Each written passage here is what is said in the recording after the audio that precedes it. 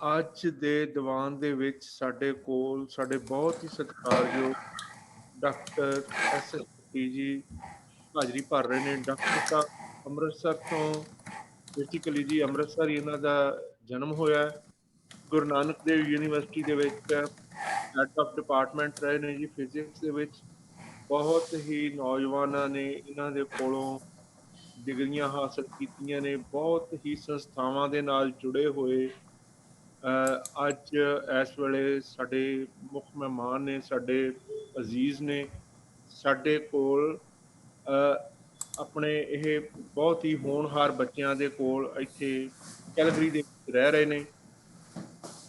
ਬਹੁਤ ਹੀ ਸੰਸਥਾਵਾਂ ਦੇ ਨਾਲ ਜੁੜੇ ਹੋਣ ਕਰਕੇ ਇਹਨਾਂ ਨੇ ਬਹੁਤ ਸਾਰੇ ਆਪਣਾ ਜੀ ਲੈਕਚਰਸ ਤਿਆਰ ਕੀਤੇ ਨੇ, ਬਹੁਤ ਜ਼ਿਆਦਾ ਇਹਨਾਂ ਨੇ ਰਿਸਰਚ ਪੇਪਰਸ ਤਿਆਰ ਕੀਤੇ ਨੇ। ਤੇ ਅੱਜ ਜਿਹੜਾ ਅਸੀਂ ਈ ਦੀਵਾਨ ਸੰਗਤ ਦੇ ਵਿੱਚ ਵੀ ਜੁੜੇ ਹੋਏ ਬੈਠੇ ਹਾਂ, ਤੇ ਕਿਤੇ ਨਾ ਕਿਤੇ ਇਹਨਾਂ ਦਾ ਬਹੁਤ ਵੱਡਾ ਸਹਿਯੋਗ ਹੈ। ਸਾਨੂੰ ਹਰ ਵੇਲੇ ਹੀ ਇਹਨਾਂ ਕੋਲੋਂ ਹੱਲਾਸ਼ੇਰੀ ਕਹਿ ਲਓ, ਉਤਸ਼ਾਹ ਮਿਲਦਾ ਰਹਿੰਦਾ ਆ, ਤੇ ਜਿਹਦੇ ਕਰਕੇ ਅਸੀਂ ਇਹ ਈ ਦੀਵਾਨ ਚਲਾਉਣ ਦੇ ਸਹਿਯੋਗ ਹੋਏ ਆ। ਮੇਰੀ ਬੇਨਤੀ ਹੈ ਜੀ ਡਾਕਟਰ ਸਾਹਿਬ ਨੂੰ, ਅੱਜ ਦਾ ਉਹਨਾਂ ਦਾ ਜਿਹੜਾ ਹੈਗਾ ਲੇਖ ਗੁਰੂ ਤੇਗ ਬਹਾਦਰ ਸਾਹਿਬ ਜੀ ਦੇ ਜੀਵਨ ਤੇ ਸ਼ਹਾਦਤ ਤੇ ਹੈ। ਤੇ ਮੇਰੀ ਬੇਨਤੀ ਹੈ ਜੀ doctor Sahib please go ahead ਜੀ। ਵਾਹਿਗੁਰੂ ਜੀ ਕਾ ਖਾਲਸਾ, ਵਾਹਿਗੁਰੂ ਜੀ ਕੀ ਫਤਿਹ।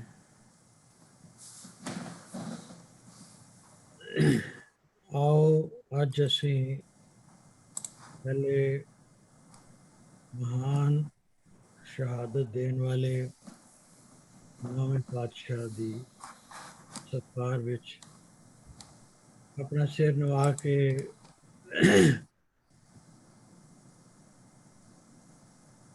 ਕਿਤੇ ਬੁਲਾਈਏ। ਵਾਹਿਗੁਰੂ ਜੀ ਕਾ ਖਾਲਸਾ, ਵਾਹਿਗੁਰੂ ਜੀ ਕੀ ਫਤਿਹ।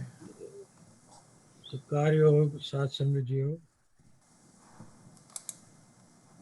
ਗੁਰੂ ਸਾਹਿਬ ਦੇ ਜਿਹੜੀ ਦੇਣ ਹੈ ਦੁਨੀਆ ਨੂੰ, ਉਸ ਸੰਬੰਧ ਵਿੱਚ ਅੱਜ ਤੱਕ ਹਜ਼ਾਰਾਂ ਲੋਕਾਂ ਨੇ ਕਿਤਾਬਾਂ ਲਿਖੀਆਂ, ਥੀਸਿਸ ਲਿਖੇ, ਪੇਪਰਸ ਲਿਖੇ, ਸੈਮੀਨਾਰ ਹੋਏ, ਲੇਕਿਨ ਉਹਨਾਂ ਦੇ ਗੁਣ ਇਤਨੇ ਬੇਅੰਤ ਹਨ ਕਿ ਅੱਜ ਤੱਕ ਕੋਈ ਉਸ ਦਾ ਅੰਤ ਨਹੀਂ ਪਾ ਸਕਿਆ। ਅਸੀਂ ਅੱਜ ਸਿਰਫ 2 ਜਾਂ 3 ਆਸਪੈਕਟਸ ਦੇ ਉੱਤੇ ਬਰੀਫਲੀ ਗੱਲ ਕਰਾਂਗੇ, ਜਿਹੜਾ ਉਹਨਾਂ ਦੇ ਜੀਵਨ ਬਾਰੇ ਵਿਸਥਾਰ ਨਾਲ ਗੱਲਬਾਤ ਆਲਰੇਡੀ ਇਸ ਫੋਰਮ ਦੇ ਉੱਤੇ 3 ਡਿਫਰੈਂਟ ਲੈਕਚਰਸ ਵਿੱਚ ਸਾਡੇ ਸਤਿਕਾਰਯੋਗ ਭੈਣ ਜੀ ਗੱਲ ਕਰ ਚੁੱਕੇ ਨੇ। ਮੈਂ ਉਸ ਨੂੰ ਨਹੀਂ ਕਰਾਂਗਾ। ਜਿਨ੍ਹਾਂ ਪੱਖਾਂ ਦੇ ਉੱਤੇ ਮੈਂ ਗੱਲ ਕਰਨਾ ਚਾਹੁੰਦਾ ਹਾਂ ਉਹ ਹੈ ਉਹਨਾਂ ਦੇ ਮਨੁੱਖਤਾ ਦੇ ਪ੍ਰਤੀ ਜਿਹੜਾ ਕੁਰਬਾਨੀ ਦਾ ਪਿਆਰ ਵਾਲਾ ਜਜ਼ਬਾ ਹੈ, ਔਰ ਜਿਹੜੇ ਹਿਊਮਨ ਰਾਈਟਸ ਨੂੰ, ਇਨਸਾਨੀ ਜਿਹੜੇ ਮੁੱਢਲੇ ਹੱਕ ਨੇ, ਉਹਨਾਂ ਦੀ ਰੱਖਿਆ ਲਈ ਉਹਨਾਂ ਨੇ ਜੋ ਕੁਝ ਕੀਤਾ। ਮੈਂ ਇਹਨਾਂ 2 ਪੁਆਇੰਟਸ ਦੇ ਉੱਤੇ ਫੋਕਸ ਔਰ ਇਸ ਵਿੱਚ ਮੈਂ ਆਪ ਜੀ ਨੂੰ ਇਹਨਾਂ ਸਲਾਈਡਸ ਦੀ ਹੈਲਪ ਦੇ ਨਾਲ ਕੁਝ ਚੀਜ਼ਾਂ ਦਿਖਾਵਾਂਗਾ।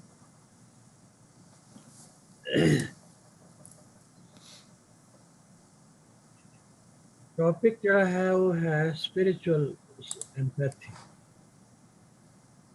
ਤੇ ਉਹਨਾਂ ਦੇ ਜੀਵਨ ਵਿੱਚ ਔਰ ਬਾਣੀ ਵਿੱਚ ਇਸ ਦਾ ਕੀ ਰੋਲ ਸੀ।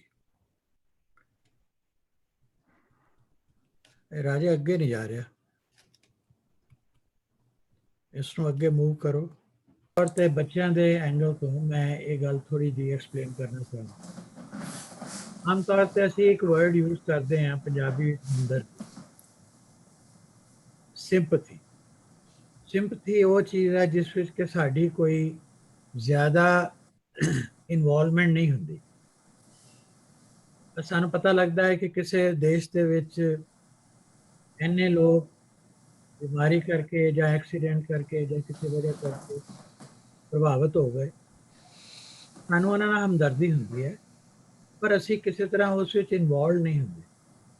ਅਸੀਂ ਉਹਨਾਂ ਨੂੰ ਜਾਣਦੇ ਵੀ ਨਹੀਂ, ਪਰ ਹਾਂ ਇਹ ਜੋ ਦੁੱਖ ਜ਼ਰੂਰ ਹੁੰਦਾ ਕਿ ਕਿਉਂ ਇਸ ਤਰ੍ਹਾਂ ਹੋ, ਦੈਟ ਇਜ਼ ਸਿੰਪਥੀ। ਇੱਕ ਹੋਰ ਵਰਡ ਹੈ ਜਿਹੜਾ ਤੁਸੀਂ ਦੇਖਿਆ ਹੋਏਗਾ, ਆਮ ਅਸੀਂ ਵਰਤੋਂ 'ਚ ਲਿਆਉਂਦੇ ਹਾਂ, ਸੰਵੇਦਨਾ। ਇਹ ਹੈ ਐਮਪੈਥੀ। ਐਮਪੈਥੀ ਦਾ ਮਤਲਬ ਹੈ ਕਿ ਉਸ ਦੇ ਵਿੱਚ ਅਸੀਂ ਪਰਸਨਲੀ ਇਨਵੋਲਵ ਹੋ ਜਾਂਦੇ ਔਰ ਦੂਸਰੇ ਦਾ ਜਿਹੜਾ ਦੁੱਖ ਹੈ ਉਸ ਨੂੰ ਅਸੀਂ ਆਪਣੇ ਹਿਰਦੇ ਦੇ ਵਿੱਚ ਮਹਿਸੂਸ ਕਰਨ ਲੱਗਦੇ। We feel the pain of others in our own heart, as if ਕਿ ਉਹ ਸਾਡੇ ਨਾਲ ਹੀ ਗੱਲ ਹੋਈ ਹੈ। ਸਾਡੇ ਲਈ ਉਹ ਕੋਈ ਸਟੈਟਿਸਟਿਕਸ ਨਹੀਂ ਹੈ ਕਿ ਇੰਨੇ ਨੰਬਰ ਇਫੈਕਟ ਹੋ ਗਏ। ਸਾਡੇ ਲਈ ਉਹ ਇੱਕ ਪਰਸਨਲ ਇਨਵੋਲਵਮੈਂਟ ਹੈ। ਹੁਣ ਇਸ ਦੇ ਕਈ ਤਰ੍ਹਾਂ ਦੇ ਰਸਤੇ ਨੇ। ਕੋਗਨੀਟਿਵ ਹੁੰਦਾ ਹੈ ਜਦੋਂ ਅਸੀਂ ਜਜਮੈਂਟ ਪਾਸ ਕਰਦੇ ਹਾਂ, ਜਿਸ ਤਰ੍ਹਾਂ ਗੁਰੂ ਸਾਹਿਬ ਨੇ ਇੱਕ ਜਜਮੈਂਟ ਪਹਿਲੇ ਉਹਨਾਂ ਨੇ ਦਿੱਤੀ ਕਿ ਜਿਹੜੇ ਹਿੰਦੂ ਪੰਡਿਤ ਨੇ ਜਾਂ ਹਿੰਦੂ ਸਮਾਜ ਹੈ, ਉਹਨਾਂ ਦੇ ਕੁਝ ਹੱਕ ਨੇ ਕਿ ਉਹ ਆਪਣੀ ਮਰਜ਼ੀ ਨਾਲ ਚਾਹੇ ਕਿਸੇ ਤਰੀਕੇ ਦੀ ਵੀ ਉਹ ਪੂਜਾ ਕਰਨਾ ਚਾਹਣ, ਉਹ ਕਰ ਸਕਦੇ। ਕਿਸੇ ਹੋਰ ਬੰਦੇ ਨੂੰ ਇਹ ਹੱਕ ਨਹੀਂ ਹੈ ਕਿ ਉਹਨਾਂ ਨੂੰ ਕਹੇ ਵੀ ਤੁਸੀਂ ਇਦਾਂ ਨਾ ਕਰੋ ਤੇ ਇਦਾਂ ਕਰੋ। That is a cognitive aspect, ਉਸ ਦਾ ਇੱਕ ਜਜਮੈਂਟਲ ਪਾਰਟ। ਜਜਮੈਂਟ ਉਹਨਾਂ ਨੇ ਦਿੱਤੀ, ਜਿਹੜੀ ਜਜਮੈਂਟ ਕਿ ਉਸ ਟਾਈਮ ਦੇ ਉੱਤੇ ਕੋਈ ਹੋਰ ਸ਼ਖਸ ਦੇਣ ਦੀ ਹਿੰਮਤ ਨਹੀਂ ਸੀ ਰੱਖਦਾ। ਦੂਸਰਾ ਹੈ ਉਸਦਾ ਇਮੋਸ਼ਨਲ ਪੱਖ। ਇਮੋਸ਼ਨਲ ਉਹ ਹੈ ਜਿਸ ਵਿੱਚ ਸਾਡੀਆਂ ਭਾਵਨਾਵਾਂ, ਸਾਡੀਆਂ ਇਮੋਸ਼ਨਸ ਇਨਵੋਲਵ ਹੁੰਦੀਆਂ ਨੇ। ਕੋਈ ਬੰਦਾ ਇਹ ਪੁੱਛੇ ਕਿ ਬਈ ਅਗਰ ਉਹ ਹਿੰਦੂ ਸਨ ਜਾਂ ਪੰਡਿਤ ਸਨ ਜਿਨ੍ਹਾਂ ਦੇ ਧਰਮ ਦੇ ਮੁਤਾਬਕ ਗੁਰੂ ਸਾਹਿਬ ਆਪਣਾ ਜੀਵਨ ਨਹੀਂ ਸੀ ਬਿਤਾ ਰਹੇ, ਤਾਂ ਫਿਰ ਉਹਦੇ ਵਿੱਚ ਗੁਰੂ ਸਾਹਿਬ ਦੀ ਇਮੋਸ਼ਨਲ ਇਨਵੋਲਵਮੈਂਟ ਕਿਸ ਤਰ੍ਹਾਂ ਹੋ ਗਈ? ਇਮੋਸ਼ਨਲ ਇਨਵੋਲਵਮੈਂਟ ਇਸ ਤਰ੍ਹਾਂ ਹੋ ਗਈ ਕਿ ਉਹ ਕਿਸੇ ਨੂੰ ਹਿੰਦੂ ਜਾਂ ਸਿੱਖ ਜਾਂ ਮੁਸਲਮਾਨ ਦੇ ਤੌਰ ਤੇ ਨਹੀਂ ਸੀ ਦੇਖਦੇ, ਉਹ ਹਰ ਇੱਕ ਵਿਅਕਤੀ ਨੂੰ ਇੱਕ ਇਨਸਾਨ ਦੀ ਤਰ੍ਹਾਂ ਦੇਖਦੇ ਸੀ। ਔਰ ਇਨਸਾਨੀਅਤ ਦੇ ਲਈ, ਹਿਊਮੈਨਿਟੀ ਦੇ ਲਈ ਜਿਹੜੀ ਉਹਨਾਂ ਦੇ ਮਨ ਵਿੱਚ ਗੁੱਡਵਿਲ ਸੀ, ਸੰਵੇਦਨਾ ਸੀ, ਦਰਦ ਸੀ, ਔਰ ਉਹਨਾਂ ਨਾਲ ਹੋਈ ਬੇਇਨਸਾਫੀ ਦੇ ਪ੍ਰਤੀ ਜਿਹੜੀ ਉਹਨਾਂ ਦੇ ਮਨ ਵਿੱਚ ਇੱਕ ਰਿਵੋਲਟ ਸੀ, ਉਸ ਕਰਕੇ ਉਹ ਸਾਰੀ ਇਨਸਾਨੀਅਤ ਨੂੰ, ਹਿਊਮੈਨਿਟੀ ਨੂੰ ਆਪਣਾ ਸਮਝਦੇ ਸੀ। ਆਪਣਾ ਸਮਝਣ ਕਰਕੇ, ਇਸ ਕਰਕੇ ਉਹਨਾਂ ਦੇ ਦਰਦ ਦੇ ਵਿੱਚ ਇਮੋਸ਼ਨਲੀ ਇਨਵੋਲਵਡ ਸਨ। ਇੱਕ ਤੀਸਰਾ ਐਸਪੈਕਟ ਹੈ ਐਮਪੈਥੀ ਦਾ, ਉਹ ਹੈ ਕੰਪੈਸ਼ਨ, ਕਿਸੇ ਲਈ ਦਇਆ ਹੋਣਾ। ਦਇਆ ਅਸੀਂ ਕਿਸੇ ਤੇ ਕਰ ਸਕਦੇ ਹਾਂ, ਜ਼ਰੂਰੀ ਨਹੀਂ ਕਿ ਅਸੀਂ ਉਹਦੇ ਦੁੱਖ ਬਾਰੇ ਕੋਈ ਜਜਮੈਂਟ ਪਾਸ ਕਰੀਏ, ਜ਼ਰੂਰੀ ਨਹੀਂ ਕਿ ਅਸੀਂ ਉਹਦੇ ਨਾਲ ਰਿਲੇਟਡ ਹੋਈਏ, ਕੋਈ ਰਿਸ਼ਤਾ ਹੋਵੇ ਸਾਡਾ ਉਹਦੇ ਨਾਲ। ਦਇਆ ਇਸ ਕਰਕੇ ਕਿ ਦਇਆ ਆ ਜਾਂਦੀ ਹੈ ਜਦ ਕਿਸੇ ਦੀ ਤਕਲੀਫ ਅਸੀਂ ਦੇਖਦੇ ਹਾਂ, ਔਰ ਅਗਰ ਅਸੀਂ ਸੈਂਸਿਟਿਵ ਹਾਂ ਤਾਂ ਸਾਨੂੰ ਜ਼ਰੂਰ ਉਸ ਤੇ ਦਇਆ ਆਏਗੀ। ਗੁਰੂ ਸਾਹਿਬ ਨੇ ਜਜਮੈਂਟ ਵੀ ਦਿੱਤੀ ਕਿ ਇਹ ਜੋ ਕੁਝ ਹੋ ਰਿਹਾ ਹੈ ਗਲਤ ਹੈ। ਇਮੋਸ਼ਨਲੀ ਵੀ ਇਨਵੋਲਵ ਹੋ ਗਏ ਕਿਉਂਕਿ ਉਹ ਪੂਰੀ ਇਨਸਾਨੀਅਤ, ਮਨੁੱਖਤਾ ਦੇ ਲਈ ਪਿਆਰ, ਹਮਦਰਦੀ, ਦਰਦ ਰੱਖਦੇ ਸਨ ਦਿਲ ਵਿੱਚ, ਔਰ ਹਰ ਇੱਕ ਦੇ ਲਈ ਉਹਨਾਂ ਦੇ ਮਨ 'ਚ ਦਇਆ ਵੀ ਸੀ, ਕਿਉਂਕਿ ਦਇਆ ਤੋਂ ਬਗੈਰ ਧਰਮ ਨਹੀਂ ਹੋ ਸਕਦਾ। ਦੁਨੀਆ ਦੇ ਵਿੱਚ ਕੋਈ ਵੀ ਐਸਾ ਧਰਮ ਨਹੀਂ ਪ੍ਰਫੁੱਲਿਤ ਹੋ ਸਕਦਾ ਜਿਸ ਦੇ ਵਿੱਚ ਦਇਆ ਨਹੀਂ ਹੈ। ਇਹ ਤਿੰਨ ਗੱਲਾਂ ਸਨ ਜਿਨ੍ਹਾਂ ਨੂੰ ਅਸੀਂ ਆਮ ਤੌਰ ਉੱਤੇ ਸੰਵੇਦਨਾ ਦੇ ਨਾਲ, ਸਮਵੇਦਨਾ ਮੈਨੇ ਦੂਸਰੇ ਦੀ ਵੇਦਨਾ ਯਾਨੀ ਦਰਦ, ਸਮ ਮੈਨੇ ਬਰਾਬਰ, ਜਿੰਨੀ ਤਕਲੀਫ ਉਸ ਬੰਦੇ ਨੂੰ ਹੋ ਰਹੀ ਹੈ ਅਗਰ ਉਨੀ ਮੈਨੂੰ ਹੀ ਹੈ ਹੋ ਰਹੀ ਦੇਖ ਕੇ ਉਸ ਨੂੰ, ਤਾਂ ਫਿਰ ਮੈਂ ਇਸ ਨੂੰ ਸੰਵੇਦਨਾ ਕਹਾਂਗਾ।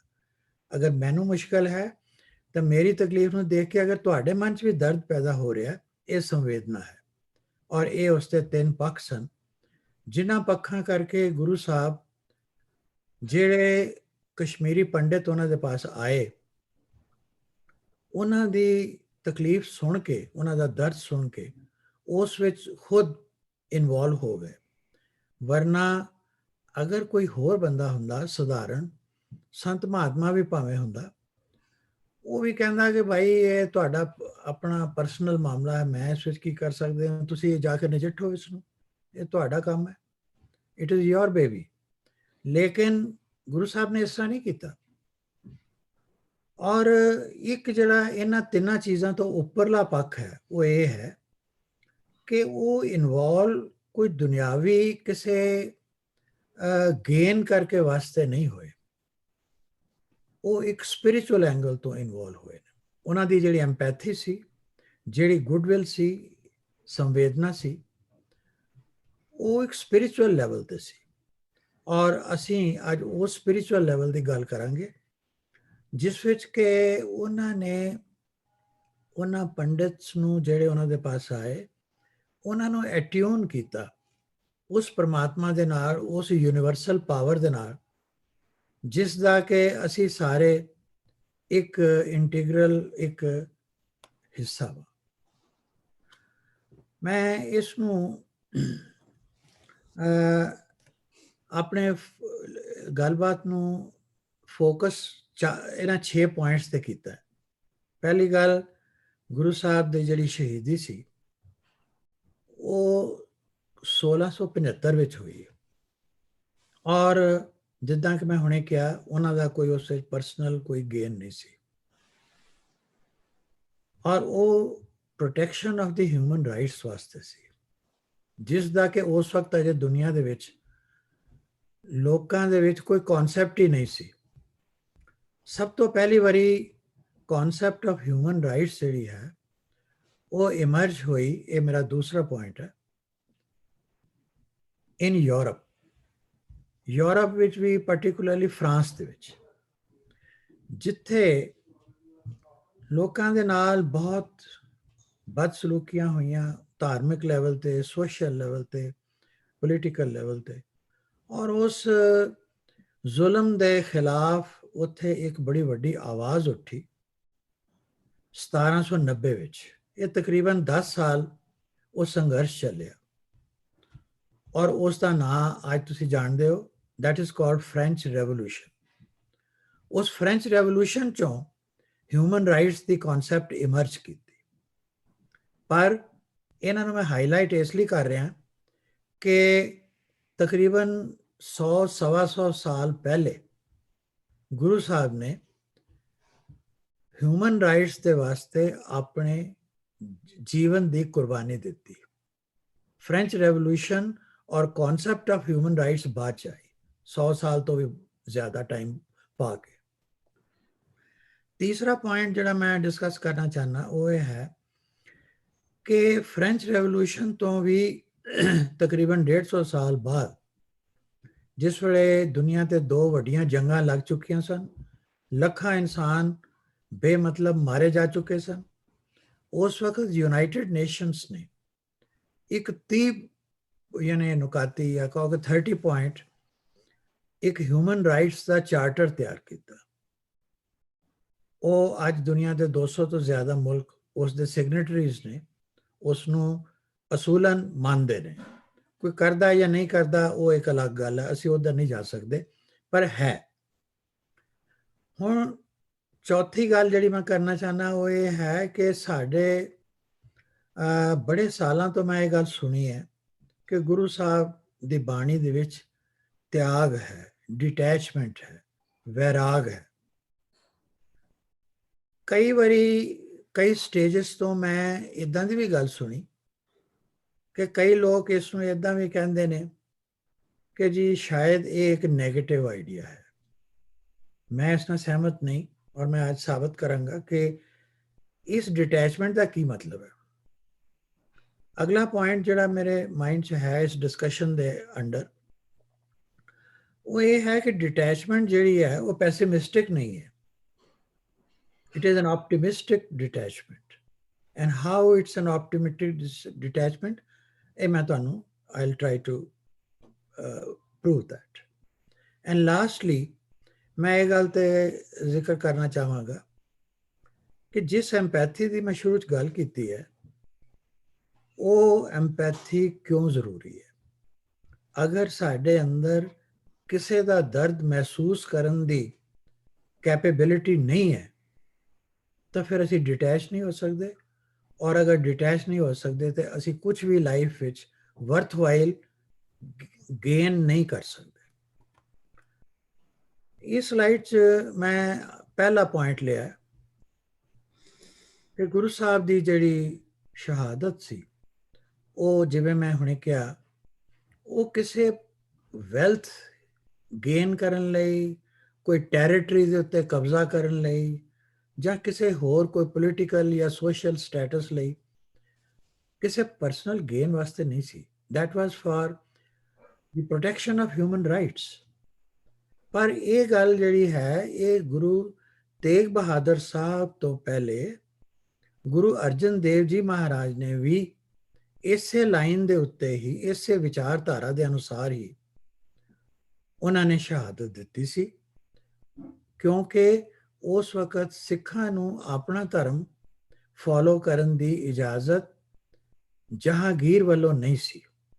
ਜਹਾਂਗੀਰ ਨੇ, ਜਿਸ ਤਰ੍ਹਾਂ ਮੈਂ ਇੱਕ ਪਹਿਲੇ ਲੈਕਚਰ 'ਚ ਇੱਕ ਗੱਲ ਕਹੀ ਸੀ, ਜਦੋਂ ਅਸੀਂ ਬੰਦੀ ਛੋੜ ਦਿਵਸ ਮਨਾਇਆ ਸੀ, ਕਿ ਗੁਰੂ ਹਰਗੋਬਿੰਦ ਸਾਹਿਬ ਦੇ ਸਮੇਂ ਵਿੱਚ ਜਹਾਂਗੀਰ ਨੇ ਇਹ ਕਿਹਾ ਸੀ ਕਿ ਤੁਸੀਂ ਤਲਵਾਰ ਨਹੀਂ ਰੱਖ ਸਕਦੇ, ਘੋੜਸਵਾਰੀ ਨਹੀਂ ਕਰ ਸਕਦੇ, ਤਖਤ ਤੇ ਨਹੀਂ ਬੈਠ ਸਕਦੇ। ਇਹੋ ਜਿਹੇ ਜਿਹੜੇ ਡੀਮੀਨਿੰਗ ਜਾਂ ਡੀਗ੍ਰੇਡਿੰਗ ਆਰਡਰ ਸਨ, ਉਹ ਉਸਨੇ ਪਾਸ ਕੀਤੇ ਤਾਂ ਕਿ ਸਿੱਖਾਂ ਵਰਗੀ ਬਹਾਦਰ ਕੌਮ ਕੋਈ ਨਵੀਂ ਕ੍ਰੀਏਟ ਨਾ ਹੋ ਜਾਵੇ ਔਰ ਲੋਕ ਉਹਦੇ ਸਾਹਮਣੇ ਹਮੇਸ਼ਾ ਸਿਰ ਝੁਕਾ ਕੇ ਚੱਲਣ। ਗੁਰੂ ਹਰਗੋਬਿੰਦ ਸਾਹਿਬ ਨੇ ਔਰ ਗੁਰੂ ਅਰਜਨ ਦੇਵ ਜੀ ਮਹਾਰਾਜ ਨੇ ਮਿਲ ਕੇ ਉਸ ਵਕਤ ਅਕਾਲ ਤਖਤ ਦੀ ਸਿਰਜਣਾ ਕੀਤੀ। ਗੁਰੂ ਸਾਹਿਬ ਨੇ 2 ਤਲਵਾਰਾਂ ਪਹਿਨੀਆਂ, ਤਖਤ ਤੇ ਵੀ ਬੈਠੇ ਔਰ ਉਹਨਾਂ ਨੇ ਕਿਹਾ ਕਿ ਇਹ ਸਾਡੇ ਬੇਸਿਕ ਰਾਈਟਸ ਨੇ, ਇਹਨਾਂ ਰਾਈਟਸ ਨੂੰ ਕੋਈ ਬੰਦਾ ਐਬਰੋਗੇਟ ਨਹੀਂ ਕਰ ਸਕਦਾ, ਕੋਈ ਇਹਨਾਂ ਨੂੰ ਸਕ੍ਰੈਚ ਨਹੀਂ ਕਰ ਸਕਦਾ, ਔਰ ਅਸੀਂ ਕਿਸੇ ਦਾ ਬੁਰਾ ਨਹੀਂ ਕਰਦੇ, ਲੇਕਿਨ ਅਸੀਂ ਆਪਣੀ ਜਿਹੜੀ ਹੋਂਦ ਹੈ, ਆਪਣੀ ਐਗਜ਼ਿਸਟੈਂਸ ਹੈ, ਉਸ ਨੂੰ ਵੀ ਮਿਟਾ ਨਹੀਂ ਸਕਦੇ। ਔਰ ਆਪਣੀ ਰਾਈਟਸ ਪਿੱਛੇ ਗੁਰੂ ਅਰਜਨ ਦੇਵ ਜੀ ਮਹਾਰਾਜ ਨੇ ਸ਼ਹਾਦਤ ਦਿੱਤੀ।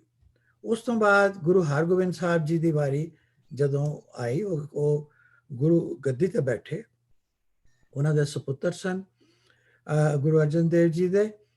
ਉਹਨਾਂ ਨੇ ਗਵਾਲੀਅਰ ਦੇ ਕਿਲੇ ਵਿੱਚੋਂ ਜਿਸ ਵਕਤ ਬਾਹਰ ਆਉਣ ਦੀ ਗੱਲ ਹੋਈ, ਤਾਂ ਉਹਨਾਂ ਨੇ ਕਿਹਾ ਕਿ ਮੈਂ ਇਕੱਲਾ ਬਾਹਰ ਨਹੀਂ ਆਵਾਂਗਾ। ਇਹ ਗੱਲ ਆਪਾਂ ਕਰ ਚੁੱਕੇ ਹਾਂ, ਪਰ ਮੈਂ ਉਹਦਾ ਇੱਕ ਪਾਸਿੰਗ ਰੈਫਰੈਂਸ ਦੇ ਰਿਹਾ ਕਿ ਇਸ ਸ਼ਹਾਦਤ ਦੀ ਹਿਸਟਰੀ ਕੀ ਹੈ। ਹਿਸਟਰੀ ਹੈ ਕਿ ਉਹਨਾਂ ਨੇ ਕਿਹਾ ਕਿ ਜਿਹੜੇ ਹਿੰਦੂ ਪ੍ਰਿੰਸ ਤੁਸੀਂ ਉੱਥੇ ਅੰਦਰ ਬਿਨਾਂ ਮਤਲਬ ਦੇ ਉਹਨਾਂ ਨੂੰ ਸ਼ੱਕ ਕਰਕੇ ਕਿ ਸ਼ਾਇਦ ਇਹ ਰਿਵੋਲਟ ਨਾ ਕਰ ਜਾਣ ਜਹਾਂਗੀਰ ਦੇ ਖਿਲਾਫ, ਉਹਨੂੰ ਉੱਥੇ ਬੇਮਤਲਬ ਅੰਦਰ ਬੰਦ ਕੀਤਾ ਹੋਇਆ, ਉਹਨਾਂ ਨੂੰ ਕੱਢੋ, ਉਹਨਾਂ ਨੂੰ ਮੇਰੇ ਨਾਲ ਬਾਹਰ ਕੱਢੋ ਤਾਂ ਮੈਂ ਬਾਹਰ ਆਵਾਂਗਾ। ਕੋਈ ਹੋਰ ਆਦਮੀ ਹੁੰਦਾ, ਉਹ ਕਹਿੰਦਾ ਜੀ ਮੇਰੀ ਛੁਟਕਾਰਾ ਹੋ ਗਿਆ, ਮੈਂ ਕੀ ਲੈਣਾ ਇਹਨਾਂ ਤੋਂ, ਇਹ ਅੰਦਰ ਬੈਠੇ ਬੈਠੇ ਰਹਿਣ। ਪਰ ਨਹੀਂ, ਇਹ ਗੱਲ ਗੁਰੂ ਹਰਗੋਬਿੰਦ ਸਾਹਿਬ ਨੇ ਹਿੰਦੂ ਜਿਹੜੇ ਉੱਥੇ ਪ੍ਰਿੰਸ ਸੀਗੇ, ਉਹਨਾਂ ਦੇ ਫਰੀडम ਵਾਸਤੇ, ਉਹਨਾਂ ਦੇ ਬੇਸਿਕ ਹਿਊਮਨ ਰਾਈਟਸ ਵਾਸਤੇ ਇਹ ਗੱਲ ਉਹਨਾਂ ਨੇ ਸਟੈਂਡ ਲਿਆ ਕਿ ਉਹਨਾਂ ਨੂੰ ਵੀ ਨਾਲ ਫ੍ਰੀ ਕੀਤਾ ਜਾਏ। ਇਸ ਤਰ੍ਹਾਂ ਉਹ ਬੰਦੀ ਛੋੜ ਦਿਵਸ ਦੀ ਗੱਲ ਸ਼ੁਰੂ ਹੋਈ। ਸੋ ਮੇਰਾ ਕਹਿਣ ਦਾ ਮਤਲਬ ਇਹ ਹੈ ਕਿ ਗੁਰੂ ਤੇਗ ਬਹਾਦਰ ਸਾਹਿਬ ਤੋਂ ਪਹਿਲੇ ਉਹਨਾਂ ਦੇ ਪਿਤਾ ਜੀ ਗੁਰੂ ਹਰਗੋਬਿੰਦ ਸਾਹਿਬ, ਔਰ ਫਿਰ ਉਹਨਾਂ ਤੋਂ ਪਹਿਲੇ ਗੁਰੂ ਅਰਜਨ ਦੇਵ ਜੀ, ਉਹਨਾਂ ਦੇ ਪਿਤਾ ਜੀ, ਇਹ ਇੱਕ ਟ੍ਰੈਡੀਸ਼ਨ ਰਹੀ ਹੈ ਸਿੱਖ ਧਰਮ ਵਿੱਚ ਕਿ ਆਪਣੇ ਔਰ ਦੂਸਰਿਆਂ ਦੇ ਜਿਹੜੇ ਬੇਸਿਕ ਹਿਊਮਨ ਰਾਈਟਸ ਨੇ, ਉਹਨਾਂ ਦੇ ਲਈ ਫਾਈਟ ਕੀਤਾ ਜਾਏ, ਉਹਨਾਂ ਲਈ ਆਵਾਜ਼ ਉਠਾਈ ਜਾਏ, ਔਰ ਅਗਰ ਜ਼ਰੂਰਤ ਪਵੇ ਤਾਂ ਉਹਦੇ ਲਈ ਕੁਰਬਾਨੀ ਦਿੱਤੀ ਜਾਏ, ਸ਼ਹਾਦਤ ਦਿੱਤੀ ਜਾਏ। ਇਹ ਗੱਲ ਕਿਉਂ ਸੰਭਵ ਹੋਈ? ਇਸ ਕਰਕੇ ਕਿਉਂਕਿ ਅਸਲ ਦੇ ਵਿੱਚ ਗੁਰੂ ਸਾਹਿਬਾਨ ਸਾਰਿਆਂ ਦੇ ਮਨ ਵਿੱਚ ਇੱਕ ਹਿਊਮੈਨਿਟੀ ਵਾਸਤੇ, ਮਨੁੱਖੀ ਹੱਕਾਂ ਵਾਸਤੇ ਇੱਕ ਦਰਦ ਸੀ, ਇੱਕ ਐਮਪੈਥੀ ਸੀ। ਇਹ ਮੈਂ ਇਸ ਕਰਕੇ ਦਿਖਾ ਰਿਹਾ ਕਿ ਮੈਂ ਸ਼ੁਰੂ 'ਚ ਗੱਲ ਕਹੀ ਸੀ ਕਿ ਗੁਰੂ ਤੇਗ ਬਹਾਦਰ ਸਾਹਿਬ ਨੇ ਜਿਹੜੇ ਪੰਡਿਤ ਉਹਨਾਂ ਦੇ ਕੋਲ ਆਏ ਸਨ ਕਿਰਪਾ ਰਾਮ ਦੇ ਨਾਲ, ਉਹਨਾਂ ਨੂੰ ਇਹ ਕਿਹਾ ਕਿ ਤੁਸੀਂ ਔਰੰਗਜ਼ੇਬ ਨੂੰ ਇਹ ਗੱਲ ਕਹਿ ਦਿਓ ਕਿ ਜੇ ਤੂੰ ਗੁਰੂ ਤੇਗ ਬਹਾਦਰ ਸਾਹਿਬ ਨੂੰ ਇਸਲਾਮ ਕਬੂਲ ਕਰਨ ਲਈ ਮਨਾ ਸਕਦਾ ਜਾਂ ਮਜਬੂਰ ਕਰ ਸਕਦਾ ਤਾਂ ਫਿਰ ਸਾਰੇ ਪੰਡਿਤ ਵੀ ਅਸੀਂ ਇਸਲਾਮ ਕਬੂਲ ਕਰ ਲਾਂਗੇ। That was a daring judgmental statement, ਜਿਸ ਦੀ ਮੈਂ ਜਿੱਦਾਂ ਪਹਿਲੇ ਕਿਹਾ ਕਿ ਕੋਈ ਹੋਰ ਬੰਦਾ ਇੰਨੀ ਜ਼ਰੂਰਤ ਨਹੀਂ ਸੀ ਕਰ ਸਕਦਾ ਕਹਿਣ ਦੀ। ਇਹ ਸਿਰਫ ਗੁਰੂ ਸਾਹਿਬ ਸਨ ਜਿਨ੍ਹਾਂ ਨੇ ਉਹਨਾਂ ਨੂੰ ਕਿਹਾ ਔਰ ਉਹਨਾਂ ਦੀ ਬਾਹ ਪਕੜੀ। ਬਾਹ ਜਿਨ੍ਹਾਂ ਦੀ ਪਕੜੀਏ ਸਿਰ ਦੀਜੇ ਬਾਹ ਨਾ ਛੋੜੀਏ।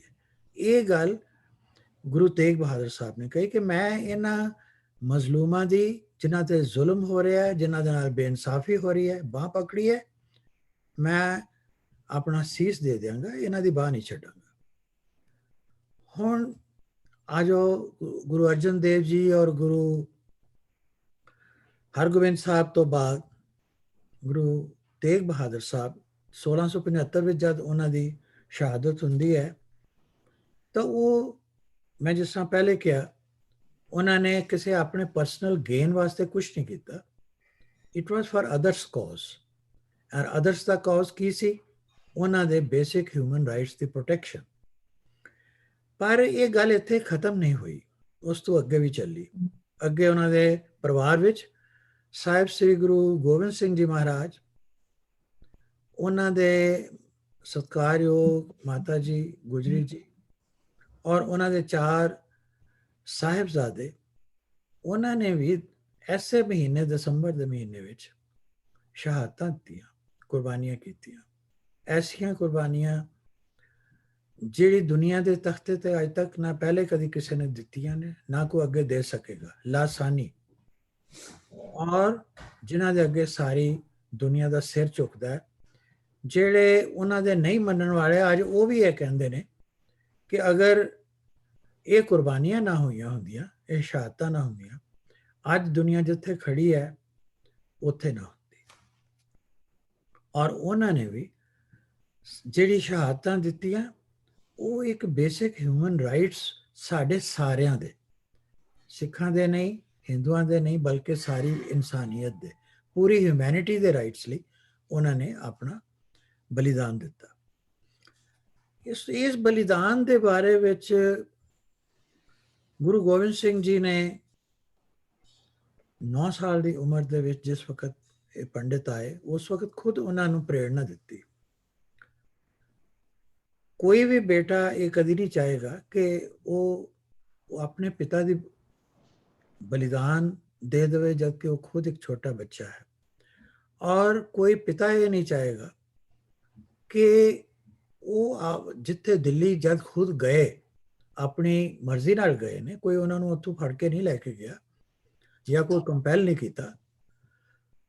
ਕੋਈ ਪਿਤਾ ਨਹੀਂ ਚਾਹੇਗਾ ਵੀ ਜਦ ਕਿ ਉਸਨੂੰ ਪਤਾ ਹੈ ਕਿ ਮੈਂ ਦਿੱਲੀ ਜਾ ਕੇ ਮੇਰੀ ਸ਼ਹਾਦਤ ਹੋ ਜਾਣੀ ਨਿਸ਼ਚਿਤ ਹੈ, ਜਿਹੜੇ ਮੇਰੇ ਨਾਲ ਗਏ ਨੇ ਉਹਨਾਂ ਨੂੰ ਵੀ ਸ਼ਹਾਦਤ ਦੇਣੀ ਪਏਗੀ ਔਰ ਉੱਥੋਂ ਮੈਂ ਵਾਪਸ ਨਹੀਂ ਆਉਣਾ। ਇਸ ਗੱਲ ਦਾ ਗੁਰੂ ਸਾਹਿਬ ਨੂੰ ਪਤਾ ਸੀ। ਪਰ ਫਿਰ ਵੀ ਉਹ ਆਪਣੇ 9 ਸਾਲ ਦੇ ਸੁਪੁੱਤਰ ਨੂੰ ਛੱਡ ਕੇ ਬਾਪ ਦੇ ਲਈ ਜਾਣਾ ਕੋਈ ਇੰਨੀ ਸੌਖੀ ਗੱਲ ਨਹੀਂ ਸੀ। ਪਰ ਇਹ ਜਿਹੜਾ ਨਿਰਮੋਹ ਹੋਣਾ ਹੈ, ਇਸ ਦਾ ਸੰਬੰਧ ਹੈ ਉਸ ਡਿਟੈਚਮੈਂਟ ਦੇ ਨਾਲ ਜਿਸ ਦੀ ਮੈਂ ਅੱਗੇ ਜਾ ਕੇ ਗੱਲ ਕਰਾਂਗਾ। ਇਸ ਵੇਲੇ ਮੈਂ ਸਿਰਫ ਇੰਨੀ ਗੱਲ ਕਹਿਣਾ ਚਾਹੁੰਦਾ ਕਿ ਗੁਰੂ ਸਾਹਿਬ ਨੇ ਇਸ ਤਰ੍ਹਾਂ ਦੀ ਗੱਲ ਫਿਰ ਬਾਅਦ 'ਚ ਆਪਣੀ ਬਾਣੀ 'ਚ ਲਿਖੀ ਕਿ ਗੁਰੂ ਤੇਗ ਬਹਾਦਰ ਸਾਹਿਬ ਜਿਹੜੇ ਸਨ, ਉਹਨਾਂ ਨੇ ਹਿੰਦੂ ਧਰਮ ਦੇ ਜਿਹੜੇ ਧਾਰਮਿਕ ਸਿੰਬਲ ਸਨ, ਚਿੰਨ੍ਹ ਸੀ, ਜਿਸ ਤਰ੍ਹਾਂ ਤਿਲਕ ਹੈ ਜਾਂ ਜੰਝੂ ਹੈ, ਹਾਲਾਂਕਿ ਨਾ ਉਹ ਤਿਲਕ ਲਗਾਉਂਦੇ ਸਨ ਖੁਦ, ਨਾ ਉਹ ਜਨੇਊ ਪਹਿਨਦੇ ਸਨ, ਨਾ ਸਿੱਖਾਂ ਨੂੰ ਉਹਨਾਂ ਨੇ ਕਿਹਾ ਕਿ ਤੁਸੀਂ ਪਾਓ, ਪਰ ਉਹਨਾਂ ਨੇ ਕਿਹਾ ਜੇ ਅਸੀਂ ਨਹੀਂ ਪਾਉਂਦੇ ਤਾਂ ਕੋਈ ਗੱਲ ਨਹੀਂ, ਜਿਹੜੇ ਪਾਉਂਦੇ ਨੇ ਉਹਨਾਂ ਦਾ ਇਹ ਹੱਕ ਹੈ, ਹਰ ਇੱਕ ਹਿੰਦੂ ਦਾ ਇਹ ਹੱਕ ਹੈ ਕਿ ਅਗਰ ਉਹ ਪਾਣਾ ਚਾਹੁੰਦਾ ਤਾਂ ਬੜੀ ਖੁਸ਼ੀ ਨਾਲ ਪਾਵੇ। ਕਿਸੇ ਨੂੰ ਇਸ ਵਿੱਚ ਕੋਈ ਇਤਰਾਜ਼ ਨਹੀਂ ਹੋ ਸਕਦਾ, ਨਾ ਔਰੰਗਜ਼ੇਬ ਨੂੰ ਹੋ ਸਕਦਾ, ਨਾ ਕਿਸੇ ਹੋਰ ਨੂੰ ਹੋ ਸਕਦਾ। Nobody has any right to question ਕਿ ਉਹ ਕਿਉਂ ਪਾਉਂਦੇ ਨੇ, ਇਹ ਉਹਨਾਂ ਦਾ ਕੰਮ ਹੈ। ਹਾਂ, ਜੇ ਤੁਹਾਨੂੰ ਨਹੀਂ ਅੱਛਾ ਲੱਗਦਾ ਤੁਸੀਂ ਨਾ ਪਾਓ। ਉਹਨਾਂ ਨੇ ਕਿਹਾ ਕਿ ਉਹਨਾਂ ਦੇ ਧਰਮ ਦੇ ਸਿੰਬਲਸ ਔਰ ਸੇਕ੍ਰੇਟ ਜਿਹੜੇ ਥ੍ਰੈਡ ਨੇ, ਉਹਦੇ ਵਾਸਤੇ ਉਹਨਾਂ ਨੇ ਗੁਰੂ ਸਾਹਿਬ ਨੇ ਆਪਣਾ ਸੀਸ ਦਿੱਤਾ। ਇੱਕ ਲਫ਼ਜ਼ ਵੀ ਸੀ ਨਹੀਂ ਉਚਾਰੀ, ਪੇਨ ਨਹੀਂ ਦੱਸੀ ਕਿ ਮੈਨੂੰ ਕੋਈ ਤਕਲੀਫ ਹੋ ਰਹੀ ਹੈ।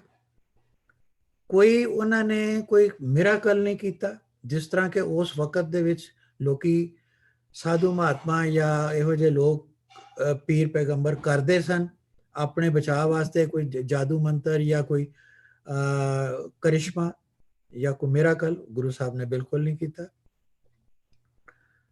ਔਰ ਉਹਨਾਂ ਨੇ ਦੁਨੀਆ ਦੇ ਉੱਤੇ ਇਨਟੋਲਰੈਂਸ ਜਿਹੜੀ ਹੈ ਉਹਦੇ ਖਿਲਾਫ ਜਿਹੜੀ ਜੰਗ ਹੈ ਉਸ ਦੀ ਜਿਹੜੀ ਬਿਲਕੁਲ ਪੀਕ ਹੈ, ਉੱਥੇ ਤੱਕ ਜਾ ਕੇ ਉਹਨਾਂ ਨੇ ਉਸ ਨੂੰ ਰੈਜ਼ਿਸਟ ਕਰਕੇ ਦਿਖਾਇਆ ਕਿ ਇਹਦਾ ਮੁਕਾਬਲਾ ਕਿਸ ਤਰ੍ਹਾਂ ਕਰੀਦਾ ਹੈ। ਅਗਰ ਜ਼ਰੂਰਤ ਪਏ ਤਾਂ ਸਿਰਫ ਜਜਮੈਂਟਲ ਨਹੀਂ ਹੋਣਾ, ਇਮੋਸ਼ਨਲ ਨਹੀਂ ਹੋਣਾ, ਪੈਸ਼ਨੇਟ ਨਹੀਂ ਹੋਣਾ, ਸਿਰਫ ਦਇਆ ਨਹੀਂ ਦਿਖਾਣੀ, ਬਲਕਿ ਆਪਣੀ ਜਾਨ ਵੀ ਕੁਰਬਾਨ ਕਰਨ ਦਾ ਜਿਹੜਾ ਜਜ਼ਬਾ ਸੀ, ਇਹ ਦੁਨੀਆ ਦੇ ਉੱਤੇ ਸਭ ਤੋਂ ਪਹਿਲੀ ਵਾਰੀ ਉਹਨਾਂ ਨੇ ਦਿਖਾਇਆ। ਔਰ ਗੁਰੂ ਗੋਬਿੰਦ ਸਿੰਘ ਜੀ ਮਹਾਰਾਜ ਫਰਮਾ ਰਹੇ ਨੇ ਕਿ ਇੱਕ ਨੋਬਲ ਐਕਟ ਸੀ ਜਿਸ ਤਰ੍ਹਾਂ ਦਾ ਕਿਸੇ ਨੇ ਨਹੀਂ ਕੀਤਾ। No one ever performed a noble act of that level। ਜਿਸ ਵਕਤ ਉਹ ਗਏ ਸਾਰੇ ਸੰਸਾਰ ਦੇ ਉੱਤੇ ਹਾਹਾਕਾਰ ਮਚੀ, ਹੈ ਕਾਰ ਹੋਈ, ਪਰ ਪਰਮਾਤਮਾ ਦੇ ਘਰ ਵਿੱਚ ਉਹਨਾਂ ਦੀ ਜੈ ਜੈਕਾਰ ਹੋਈ। ਜੈ ਜੈਕਾਰ ਇੱਕ ਵਿਕਟੋਰੀਅਸ, ਜਿਸ ਤਰ੍ਹਾਂ ਕੋਈ ਜੰਗ ਜਿੱਤ ਕੇ ਆਉਂਦਾ ਤੇ ਉਹਦੀ ਵਿਕਟਰੀ ਹੁੰਦੀ ਹੈ, ਉਹ ਵਿਕਟਰੀ ਦਾ ਨਾਦ ਜਿਹੜਾ ਸੀ ਗੁਰੂ ਦੇ ਜਾਣ ਤੋਂ ਬਾਅਦ ਪਰਮਾਤਮਾ ਦੇ ਘਰ 'ਚ ਹੋਇਆ। ਤਿਲਕ ਜੰਜੂ ਰਾਖਾ ਪ੍ਰਭ ਤਾਕਾ, ਇਹ ਉਹਨਾਂ ਦੀ ਰੱਖਿਆ ਵਾਸਤੇ। ਕੀਨੋ ਬੜੋ ਕਲੂ ਮੇ ਸਾਕਾ, ਇਸ ਕਲਯੁਗ ਵਿੱਚ ਉਹਨਾਂ ਨੇ ਇੰਨਾ ਵੱਡਾ ਕਰਿਸ਼ਮਾ ਕਰ ਦਿੱਤਾ, ਅਨਥਿੰਕੇਬਲ। ਔਰ ਸਾਧੂਆਂ ਦੇ, ਅੱਛੇ ਲੋਕਾਂ ਦੇ ਹਿੱਤ ਵਿੱਚ ਉਹਨਾਂ ਨੇ ਆਪਣੀ ਕੁਰਬਾਨੀ ਦਿੱਤੀ, ਸਿਰ ਦੇ ਦਿੱਤਾ, ਪਰ ਕੋਈ ਸਾਈਨ ਆਫ ਪੇਨ ਨਹੀਂ ਦਿਖਾਇਆ। ਔਰ ਧਰਮ ਦੇ ਵਾਸਤੇ ਉਹਨਾਂ ਨੇ ਆਪਣੀ ਸ਼ਹਾਦਤ ਦਿੱਤੀ। ਇਹੀ ਗੱਲ ਅੱਗੇ ਉਹਨਾਂ ਨੇ ਕਹੀ, ਸੀਸ ਦਿਆ ਪਰ ਸਿਰ ਨਾ ਦਿਆ, ਆਪਣੇ ਅਸੂਲਾਂ ਨਾਲ ਕੰਪਰੋਮਾਈਜ਼ ਨਹੀਂ ਕੀਤਾ। ਔਰ ਕਿਸੇ ਕਿਸਮ ਦੀ ਕੋਈ ਮੈਲ ਪ੍ਰੈਕਟਿਸ, ਕੋਈ ਫਰਿਆਦ ਨਹੀਂ ਕੀਤੀ ਕਿ ਮੈਨੂੰ ਛੱਡ ਦਿਓ, ਕਿਸੇ ਦੇ ਅੱਗੇ ਝੁਕੇ ਨਹੀਂ। ਫਿਰ ਇਹੀ ਗੱਲ ਕਿ ਉਹਨਾਂ ਨੇ ਦਿੱਲੀ ਦੇ ਜਿਹੜਾ ਬਾਦਸ਼ਾਹ ਸੀ ਉਹਦੇ ਉੱਤੇ ਆਪਣੇ ਸਰੀਰ ਦਾ ਠੀਕਰਾ ਫੋੜ ਕੇ ਔਰੰਗਜ਼ੇਬ ਨੂੰ ਉਹਨਾਂ ਨੇ ਇੱਕ ਕਿਸਮ ਦੇ ਨਾਲ ਅਚੰਭੇ 'ਚ ਪਾਤਾ, ਚੈਲੰਜ ਕਰ ਦਿੱਤਾ ਕਿ ਮੈਂ ਉਹ ਕੰਮ ਦੁਨੀਆ ਤੇ ਕਰਕੇ ਚੱਲਿਆ ਜਿਹੜਾ ਨਾ ਕਿਸੇ ਨੇ ਕੀਤਾ, ਨਾ ਕੋਈ ਕਰ ਸਕੇਗਾ। ਹੁਣ ਦੂਸਰਾ ਪੁਆਇੰਟ ਆਉਂਦਾ ਹੈ ਕਿ ਹਿਊਮਨ ਰਾਈਟਸ ਜਿਹੜੇ ਨੇ, ਇਹਦੀ ਗੱਲ ਯੂਰਪ ਵਿੱਚ ਕਦੋਂ ਸ਼ੁਰੂ ਹੋਈ। ਜਿਸ ਤਰ੍ਹਾਂ ਮੈਂ ਪਹਿਲੇ ਵੀ ਕਿਹਾ, ਇਹ 1789 ਤੋਂ ਸ਼ੁਰੂ ਹੋ ਗਿਆ ਸੀ, ਪਰ 1790 ਤੋਂ ਐਕਚੁਅਲੀ ਇਹ ਰੈਵੋਲੂਸ਼ਨ ਦੀ ਆਵਾਜ਼ ਉੱਠੀ। ਔਰ ਇਸ ਦੇ ਵਿੱਚੋਂ 3 ਬੜੇ ਪ੍ਰੋਮੀਨੈਂਟ ਆਈਡੀਆਜ਼ ਇਮਰਜ ਹੋਏ।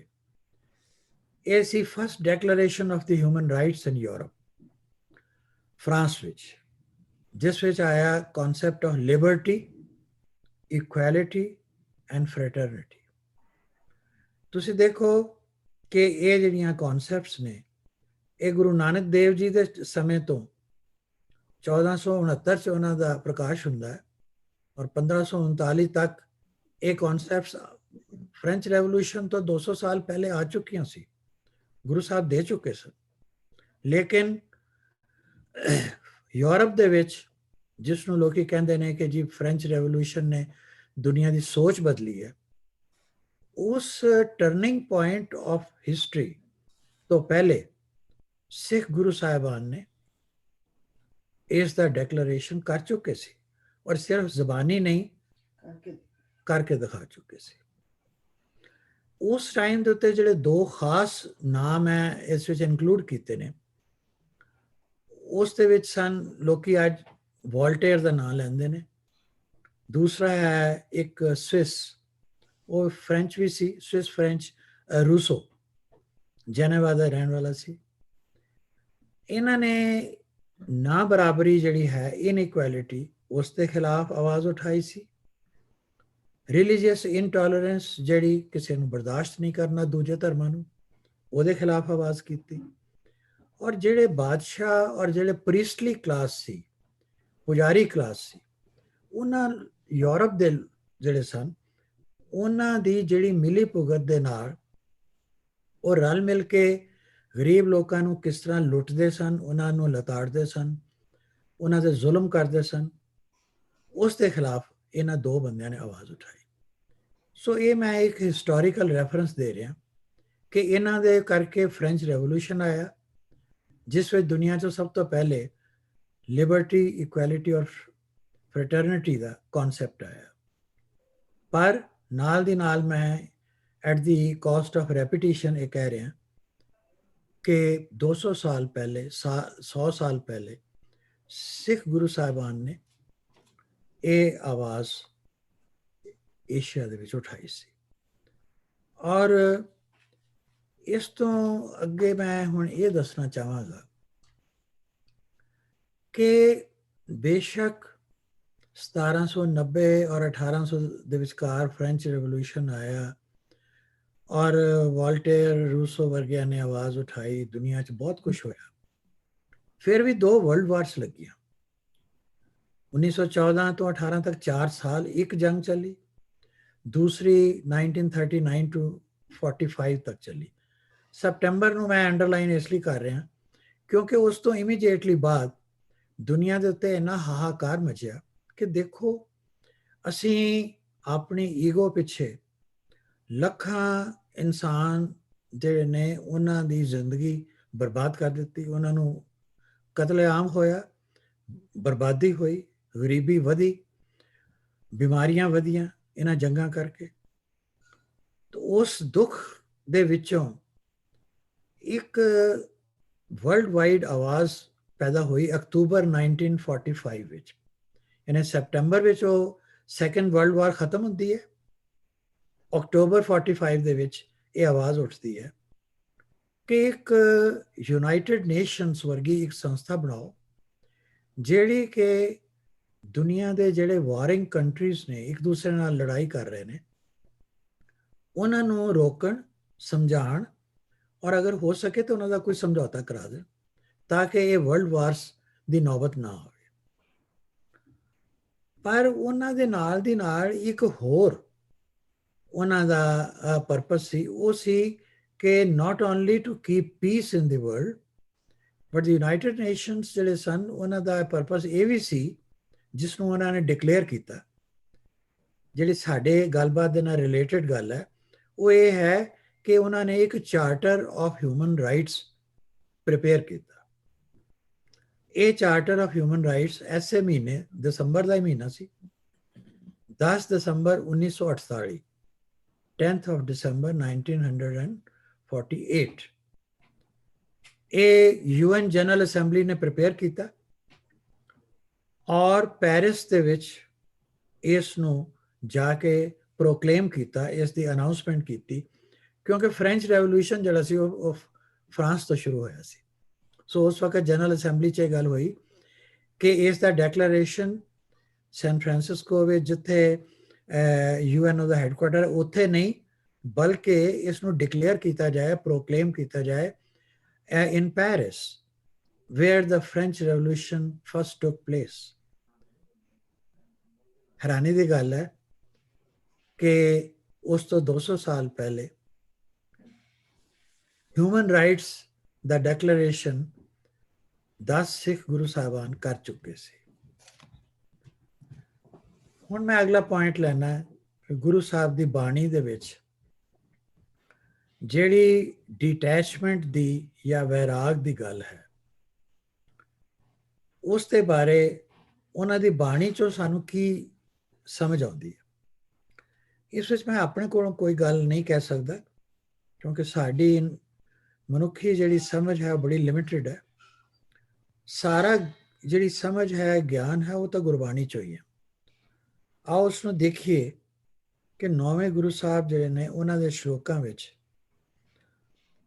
ਕੀ ਕੁਛ ਲਿਖਿਆ ਔਰ ਉਹ ਕੀ ਕਹਿ ਰਹੇ ਨੇ ਔਰ ਉਹਨਾਂ ਦੇ ਵੈਰਾਗ ਦਾ ਕੀ ਮਤਲਬ ਹੈ, ਉਹਦਾ ਐਮਪੈਥੀ ਦੇ ਨਾਲ ਕੀ ਤਾਲੁਕ ਹੈ ਔਰ ਉਸ ਦਾ ਹਿਊਮਨ ਰਾਈਟਸ ਦੇ ਨਾਲ ਕੀ ਤਾਲੁਕ ਹੈ। These things are not separate. Aam perception ਲੋਕਾਂ ਦੀ ਇਹ ਹੈ ਕਿ ਇਹ ਅਲੱਗ-ਅਲੱਗ ਗੱਲਾਂ ਨੇ। ਮੇਰਾ ਖਿਆਲ ਹੈ ਕਿ ਇਹ ਸਾਰੀਆਂ ਇੰਟਰਕਨੈਕਟਡ ਨੇ ਬਹੁਤ deeply. How they are interconnected, I will try to show that. ਇੱਥੇ ਮੈਂ ਇਹ ਗੱਲ ਦੱਸਣਾ ਚਾਹਾਂਗਾ ਕਿ 116 ਉਹਨਾਂ ਦੀਆਂ ਹਿਮਸ ਨੇ, ਰਚਨਾਵਾਂ ਨੇ, ਜਿਸ ਵਿੱਚੋਂ ਪਹਿਲੇ ਉਹਨਾਂ ਨੇ ਕਈ ਰਾਗਾਂ ਦੇ ਵਿੱਚ 59 ਸ਼ਬਦ ਲਿਖੇ ਨੇ। ਗੁਰੂ ਗ੍ਰੰਥ ਸਾਹਿਬ ਜੀ ਦੇ ਵਿੱਚ ਕੋਈ 296 ਤੋਂ 300 ਪੇਜ ਦੇ ਵਿਚਕਾਰ, ਜਿਹੜੇ 4-5 ਪੇਜ ਨੇ ਉਹਨਾਂ ਦੇ ਵਿੱਚ ਮੋਸਟਲੀ ਹਨ। ਔਰ 57 ਨੰਬਰ ਦੇ ਵਿੱਚ ਉਹਨਾਂ ਦੇ 9ਵੇਂ ਮਹੱਲੇ ਦੇ ਸ਼ਲੋਕ ਨੇ, ਜਿਹੜੇ ਕਿ ਤੁਹਾਨੂੰ ਪਤਾ ਹੈ ਕਿ ਰਾਗਮਾਲਾ ਤੋਂ ਪਹਿਲੇ ਪੜ੍ਹੇ ਜਾਂਦੇ ਨੇ।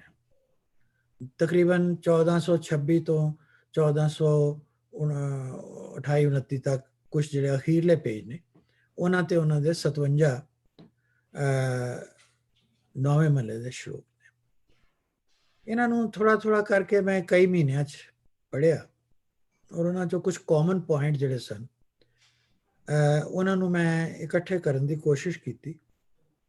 ਜਿੰਨੀ ਕੁ ਥੋੜੀ ਬਹੁਤ ਮੈਨੂੰ ਸਮਝ ਆ ਸਕੀ, ਉਸ ਤੋਂ ਮੈਂ ਜਿਹੜੇ ਪੁਆਇੰਟ ਇਕੱਠੇ ਕੀਤੇ ਉਹਨਾਂ ਨੂੰ ਮੈਂ ਅੱਗੇ ਹੋਰ ਸੰਖੇਪ ਵਿੱਚ, ਬਰੀਫ ਵਿੱਚ ਇੱਥੇ ਲਿਖਿਆ ਵੀ ਔਰ ਆਪ ਜੀ ਨਾਲ ਡਿਸਕਸ ਕਰਾਂਗਾ। ਇੱਕ ਜਗ੍ਹਾ 'ਚ ਗੁਰੂ ਸਾਹਿਬ ਇੱਕ ਗੱਲ ਕਰ ਰਹੇ ਨੇ ਕਿ ਦੁਨੀਆ ਕੀ ਹੈ, ਇੱਕ ਸੁਪਨਾ ਹੈ। ਦੀਨ ਦਿਆਲ ਸਦਾ ਦੁੱਖ ਭੰਜਨ, ਤਾਂਸੋ ਰੁਚ ਨਾ बढ़ाई, ਨਾਨਕ ਕਹਿ ਜਗਤ ਸਭ ਮਿਥਿਆ, ਜਿਉ ਸੁਪਨਾ ਰਹਿਨਾਈ। ਸੋ ਅਰਥ ਸਪਸ਼ਟ ਹੈ ਕਿ ਦੁਨੀਆ ਜਿਹੜੀ ਹੈ, ਇਹ ਸੰਸਾਰ ਤੋਂ ਸਾਡੀ ਯਾਤਰਾ ਇਸ ਤਰ੍ਹਾਂ ਹੈ ਜਿਸ ਤਰ੍ਹਾਂ ਇੱਕ ਰਹਿਨਾਈ, ਰਾਤ ਦੇ ਸੁਪਨੇ ਵਿੱਚ ਅਸੀਂ ਕੋਈ ਦੇਖਦੇ ਹਾਂ, ਸਵੇਰ ਹੁੰਦੀ ਹੈ ਤੇ ਉਹ ਸੁਪਨਾ ਖਤਮ ਹੋ ਜਾਂਦਾ। ਸੋ ਇੱਕ ਕਨਸੈਪਟ ਉਹਨਾਂ ਨੇ ਦਿੱਤੀ dream the, A dream of the night. ਇੱਕ ਹੋਰ ਸ਼ਲੋਕ 'ਚ ਉਹ ਲਿਖਦੇ ਨੇ ਕਿ ਇਹ ਇੱਕ ਰੇਤ ਦੀ ਦੀਵਾਰ ਹੈ। ਕਹਿੰਦੇ ਮੈਂ ਖੁਦ ਦੇਖਿਆ, ਗੁਰੂ ਸਾਹਿਬ ਕਹਿ ਰਹੇ ਨੇ। ਡ੍ਰੀਮ ਬਾਰੇ ਉਹਨਾਂ ਦੇ ਹੋਰ ਬੜੇ ਸ਼ਬਦ ਨੇ, ਪਰ ਮੈਂ ਉਹ ਰਿਪੀਟ ਨਹੀਂ ਕਰ ਰਿਹਾ। ਉਹ 'ਚ ਕਨਸੈਪਟ ਇੱਕੋ ਜਿਹੜੀ ਇਮਰਜ ਹੁੰਦੀ ਹੈ ਕਿ ਉਹ ਡ੍ਰੀਮ ਦੀ ਹੈ, ਰਾਤ ਦੇ ਸੁਪਨੇ ਦੀ। ਸੋ ਉਹਦੇ ਲਈ ਬਹੁਤੇ ਸ਼ਬਦ ਯਾਨੀ ਕੋਟ ਕਰਨ ਦੀ ਲੋੜ ਨਹੀਂ, ਇੱਕ ਮੈਂ ਤੁਹਾਨੂੰ ਦੱਸਿਆ। ਹੁਣ ਆ ਜਾਓ ਦੂਸਰਾ ਉਹਨਾਂ ਦਾ ਜਿਹੜਾ ਕਨਸੈਪਟ, ਸੈਕਿੰਡ ਜਿਹੜਾ ਉਹ ਆਈਡੀਆ ਦੇ ਰਹੇ ਨੇ ਸ਼ਲੋਕ ਵਿੱਚ। ਉਹ ਕਹਿੰਦੇ ਮੈਂ ਖੁਦ ਦੇਖਿਆ ਕਿ ਕੋਈ ਕਿਸੇ ਦਾ ਨਹੀਂ, ਸਾਥੀ ਨਹੀਂ ਹੈ, ਔਰ ਸਿਵਾਏ ਪਰਮਾਤਮਾ ਦੇ ਕੋਈ ਕਿਸੇ ਦਾ ਸੰਗੀ ਸਾਥੀ ਨਹੀਂ। ਦੋਸਤ ਮਿੱਤਰ ਰਿਸ਼ਤੇਦਾਰ ਜ਼ਰੂਰ ਹੈਗੇ ਨੇ, ਔਰ ਉਹਨਾਂ ਦੀ ਕੋਈ ਸਿਗਨੀਫੀਕੈਂਸ ਵੀ ਹੈ, ਪਰ ਉਹ ਅਲਟੀਮੇਟਲੀ ਉਹ ਕਿਸੇ ਕੰਮ ਨਹੀਂ ਆਉਂਦਾ ਕੋਈ ਵੀ। ਔਰ ਇਹ ਕਹਿੰਦੇ ਸਾਰੀ ਰਚਨਾ ਜਿਹੜੀ ਹੈ ਇਹ ਝੂਠ ਹੈ, ਜਾਣ ਲਿਓ ਰੇ ਮੀਤ। ਉਹ ਮੀਤ ਕਹਿ ਰਹੇ ਨੇ ਸਾਨੂੰ ਸਾਰਿਆਂ ਨੂੰ। ਇਹੀ ਵਜ੍ਹਾ ਹੈ ਮੈਂ ਸ਼ੁਰੂ 'ਚ ਕਿਹਾ ਕਿ ਉਹ ਇਨਸਾਨੀਅਤ ਨੂੰ, ਹਿਊਮੈਨਿਟੀ ਨੂੰ ਐਡਰੈਸ ਕਰ ਰਹੇ ਨੇ, ਉਹਨਾਂ ਨੂੰ ਪਿਆਰ ਕਰਦੇ ਨੇ, ਇਸ ਲਈ ਵਰਡ ਯੂਜ਼ ਕਰ ਰਹੇ ਨੇ ਮੀਤ। ਉਹ ਕਹਿੰਦੇ ਇਹ ਮੇਰੇ ਦੋਸਤ, ਇਹ ਮੇਰੇ ਮਿੱਤਰ, ਇਹ ਇਨਸਾਨ ਸਮਝ, ਕਹਿ ਨਾਨਕ ਥਿਰ ਨਾ ਰਹੇ ਜਿਉਂ ਬਾਲੂ ਕੀ ਭੀਤ। ਉਹ ਕਹਿੰਦੇ ਕਿ ਜਿਸ ਤਰ੍ਹਾਂ ਇੱਕ ਰੇਤ ਦੀ ਦੀਵਾਰ ਹੈ ਨਾ, ਉੱਤੇ ਤੁਸੀਂ ਜਿੰਨਾ ਮਰਜ਼ੀ ਉਸ ਨੂੰ ਸਜਾ ਲਓ, ਸਵਾਰ ਲਓ, ਉਹਨੇ ਅਖੀਰ ਗੇਰੀ ਜਾਣਾ, ਉਹਦੇ 'ਚ ਕੋਈ ਸਟੇਬਿਲਿਟੀ ਨਹੀਂ ਹੈ। ਇਹ ਦੂਜੀ ਕਨਸੈਪਟ ਉਹਨਾਂ ਦਿੱਤੀ, ਪਹਿਲੀ ਰਾਤ ਦੇ ਸੁਪਨਾ, ਦੂਜਾ ਰੇਤ ਦੀ ਦੀਵਾਰ। ਹੁਣ ਇੱਕ ਹੋਰ ਚੀਜ਼ ਅੱਗੇ ਜਾ ਕੇ ਉਹ ਕਹਿੰਦੇ ਨੇ ਕਿ ਇਹ ਨਾ ਸੋਚੋ ਕਿ ਬਈ ਮੇਰੇ ਬਹੁਤ ਸਾਰੇ ਰਿਸ਼ਤੇਦਾਰ ਨੇ, ਬਹੁਤ ਸਾਰੇ ਦੋਸਤ ਨੇ, ਬਹੁਤ ਸਾਰੇ ਮੇਰੇ ਪੋਲੀਟੀਕਲ ਜਾਂ ਸੋਸ਼ਲ ਸਪੋਰਟਰਸ ਨੇ, ਮੇਰੀ ਪ੍ਰਸ਼ੰਸਾ ਕਰਨ ਵਾਲੇ, ਕਹਿਣ ਵਾਲੇ ਬੜੇ ਨੇ, ਮੇਰੀ ਹਾਂ 'ਚ ਹਾਂ ਮਿਲਾਉਣ ਵਾਲੇ ਬੜੇ ਨੇ ਕਿ ਜੀ ਇਹ ਬਹੁਤ ਚੰਗਾ ਹੈ ਜੀ, ਇਹ ਹੈ ਵਾਹ ਹੈ। ਇਹੋ ਜਿਹੇ ਬੰਦੇ ਬੜੇ ਇਕੱਠੇ ਹੋ ਜਾਂਦੇ ਨੇ ਕੁਛ ਚਿਰ ਲਈ। ਉਹ ਕਹਿੰਦੇ ਵੀ ਐਡੇ ਐਡੇ ਵੱਡੇ ਮਹਾਪੁਰਸ਼ ਜਿਨ੍ਹਾਂ ਦਾ ਉਹਨਾਂ ਨੇ ਜ਼ਿਕਰ ਕੀਤਾ, ਰਾਮ ਗਇਓ ਰਾਵਣ ਗਇਓ, ਜਾ ਕੋ ਬਹੁ ਪਰਿਵਾਰ, ਐਨੀ ਉਹਨਾਂ ਦੇ ਨਾਲ ਸਨ। ਕਈ ਕਈ ਯੋਜਨ ਉਹਨਾਂ ਦੇ ਉੱਤੇ ਅੱਗੇ ਪਿੱਛੇ ਹਾਥੀ ਘੋੜੇ ਦੁਨੀਆ ਭਰ ਦੇ ਉਹਨਾਂ ਦੇ ਸਿਰ ਤੇ ਛਤਰ ਚੱਲਦੇ ਸਨ। ਸਾਰੀ ਦੁਨੀਆ ਨੇ ਉਹਨੂੰ ਸਪੋਰਟ ਕਰਨ ਵਾਲੀ ਸੀ, ਪਰ ਉਹ ਵੀ ਚਲੇ ਗਏ, ਔਰ ਉਹਨਾਂ ਨੂੰ ਮੁੜ ਕੇ ਯਾਦ ਕਰਨ ਵਾਲੇ ਬੰਦੇ ਵੀ, ਉਹਨਾਂ ਦੇ ਸਪੋਰਟਰ ਵੀ ਚਲੇ ਗਏ। ਇਹ ਕੋਈ ਅਨਹੋਣੀ ਗੱਲ ਨਹੀਂ ਹੈ। ਉਹ ਕਹਿੰਦੇ ਇਸ ਨੂੰ ਦਿਲ ਤੇ ਲਾਉਣ ਵਾਲੀ ਗੱਲ ਨਹੀਂ ਹੈ, ਅਸੀਂ ਸਭ ਨੇ ਜਾਣਾ। ਔਰ ਉਹ ਕਹਿੰਦੇ ਇਹ ਇੱਕ ਕੁਛ ਵੀ ਸਥਿਰ ਨਹੀਂ ਹੈ, ਸਟੇਬਲ ਨਹੀਂ ਹੈ। ਇਹ ਕਨਸੈਪਟ ਉਹਨਾਂ ਦਿੱਤੀ। It is again like a dream, ਅਗਲੀ ਗੱਲ ਉਹ ਕਹਿੰਦੇ ਨੇ ਕਿ ਸ਼ੈਡੋ ਆਫ ਦੀ ਕਲਾਊਡ, ਬੱਦਲ ਅਸੀਂ ਦੇਖਦੇ ਹਾਂ, ਅਸਮਾਨ 'ਚ ਬੱਦਲ ਆਉਂਦੇ ਨੇ ਔਰ ਕਈ ਵਾਰੀ ਉਹਨਾਂ ਦੀ ਪਰਛਾਵਾਂ ਥੱਲੇ ਪੈਂਦਾ, ਡਿਪੈਂਡਿੰਗ ਅਪਨ ਕਿ ਉਹ ਕਿੰਨੀ ਹਾਈਟ ਤੇ ਨੇ। ਔਰ ਉਹ ਇਹ ਕਹਿੰਦੇ ਨੇ ਕਿ ਇਹ ਸਰੀਰ, ਇਹ ਸੰਸਾਰ, ਇਹ ਸਭ ਕੁਝ ਇਸ ਤਰ੍ਹਾਂ ਹੈ। ਪਹਿਲੇ ਤਾਂ ਕਿਹਾ ਸੁਪਨਾ ਰਹਿਨਾਈ, ਫਿਰ ਕਹਿੰਦੇ ਨੇ ਕਿ ਜੋ ਬਾਦਰ ਕੀ ਛਾਈ, ਜਿਸ ਤਰ੍ਹਾਂ ਬੱਦਲ ਦੀ ਛਾਂ ਹੈ। ਹੁਣ ਇਹ ਹੈਗਾ ਇੱਥੇ ਬੱਦਲ, ਥੋੜੀ ਦੇਰ ਬਾਅਦ से देखोगे बदल किते ਹੋਰ ਚਲਾ ਗਿਆ ਜਾਂ ਡਿਸਅਪੀਅਰ ਹੋ ਗਿਆ, ਔਰ ਉਹਦੀ ਜਿਹੜੀ ਛਾਂ ਅਸੀਂ ਦੇਖ ਰਹੇ ਸੀ ਉਹ ਖਤਮ ਹੋ ਗਈ। ਸੋ ਉਹ ਕਹਿੰਦੇ ਨੇ ਕਿ ਸਿਵਾਏ ਇੱਕ ਪਰਮਾਤਮਾ ਦੇ ਸਹਾਰੇ ਦੇ ਇਹ ਬਾਕੀ ਸਭ ਕੁਝ ਇੱਕ ਬੱਦਲ ਦੀ ਛਾਂ ਵਾਂਗ ਹੈ। ਹੁਣ ਆਂਦੀ ਉਹਨਾਂ ਦੀ ਡਿਟੈਚਮੈਂਟ ਦੀ ਗੱਲ। ਡਿਟੈਚਮੈਂਟ ਤੋਂ ਉਹ ਉਦਾਸੀ ਤੱਕ ਵੀ ਜਾਂਦੇ ਨੇ। ਈਵਨ 10ਵੇਂ ਪਾਤਸ਼ਾਹ ਵੀ ਜਦੋਂ ਇਹ ਕਹਿੰਦੇ ਨੇ ਕਿ ਰੇਮਨ ਐਸੋ ਕਰ ਸੰਨਿਆਸਾ, ਉਸ ਸੰਨਿਆਸ ਵਿੱਚ ਵੀ ਉਹ ਅਖੀਰ ਦੇ ਉੱਤੇ ਜਾ ਕੇ ਵਰਡ ਉਦਾਸ ਯੂਜ਼ ਕਰਦੇ ਨੇ। ਪਰ ਕੀ ਇਹਦਾ ਮਤਲਬ ਬੰਦੇ ਨੂੰ ਉਦਾਸ ਹੋਣਾ ਚਾਹੀਦਾ, ਉਹ ਗੱਲ ਅਸੀਂ ਬਾਅਦ 'ਚ ਕਰਦੇ। ਪਹਿਲੇ ਉਹ ਕੀ ਕਹਿ ਰਹੇ ਨੇ ਕਿ ਸਾਰੀ ਵਿਖਿਆ ਜਿਹੜੀਆਂ ਨੇ, ਬੁਰਾਈਆਂ ਨੇ, ਉਹਨਾਂ ਨੂੰ ਛੱਡ ਕੇ ਮੈਂ ਉਹ ਆਪਣੇ ਆਪ ਬਾਰੇ ਦੱਸ ਰਹੇ ਨੇ ਔਰ ਸਾਨੂੰ ਵੀ ਸਿੱਖਿਆ ਦੇ ਰਹੇ ਨੇ ਕਿ ਬੈਰਾਗ ਦਾ ਮੈਂ ਭੇਖ ਅਪਣਾ ਲਿਆ, ਲਿਓ ਭੇਖ ਬੈਰਾਗ। ਉਹ ਕਹਿੰਦੇ ਵੀ ਜਿਸਨੇ ਇਹ ਕਰ ਲਿਆ ਸਮਝੋ ਉਹਦੇ ਮੱਥੇ ਦੇ ਭਾਗ ਚੰਗੇ ਨੇ। ਜਿਸਨੇ ਇਹ ਮਮਤਾ ਛੱਡੀ ਔਰ ਸੰਸਾਰ ਵਿੱਚ ਰਹਿ ਕੇ ਉਦਾਸ ਹੋ ਗਏ। ਹੁਣ ਮਮਤਾ ਦੀ ਗੱਲ ਇੱਥੇ ਮੈਂ ਇਸ ਕਰਕੇ ਕਰਨ ਲੱਗਾ ਕਿਉਂਕਿ ਜਿਸ ਵਕਤ ਗੁਰੂ ਅਰਜਨ ਦੇਵ ਜੀ ਦੀ ਸ਼ਹਾਦਤ ਹੁੰਦੀ ਹੈ ਕਿ ਉਹਨਾਂ ਦੇ ਸਪੁੱਤਰ ਗੁਰੂ ਹਰਗੋਬਿੰਦ ਸਾਹਿਬ ਨੂੰ ਪਤਾ ਨਹੀਂ ਸੀ। ਉਹਨਾਂ ਨੂੰ ਪਤਾ ਸੀ ਕਿ ਸ਼ਹਾਦਤ ਹੋਣ ਲੱਗੀ, ਉਹਨਾਂ ਨੂੰ ਵੀ ਪਤਾ ਸੀ। ਉੱਥੇ ਮਮਤਾ ਵਿੱਚ ਖੜੀ ਨਹੀਂ ਹੋਈ, ਰੁਕਾਵਟ ਨਹੀਂ ਬਣੀ।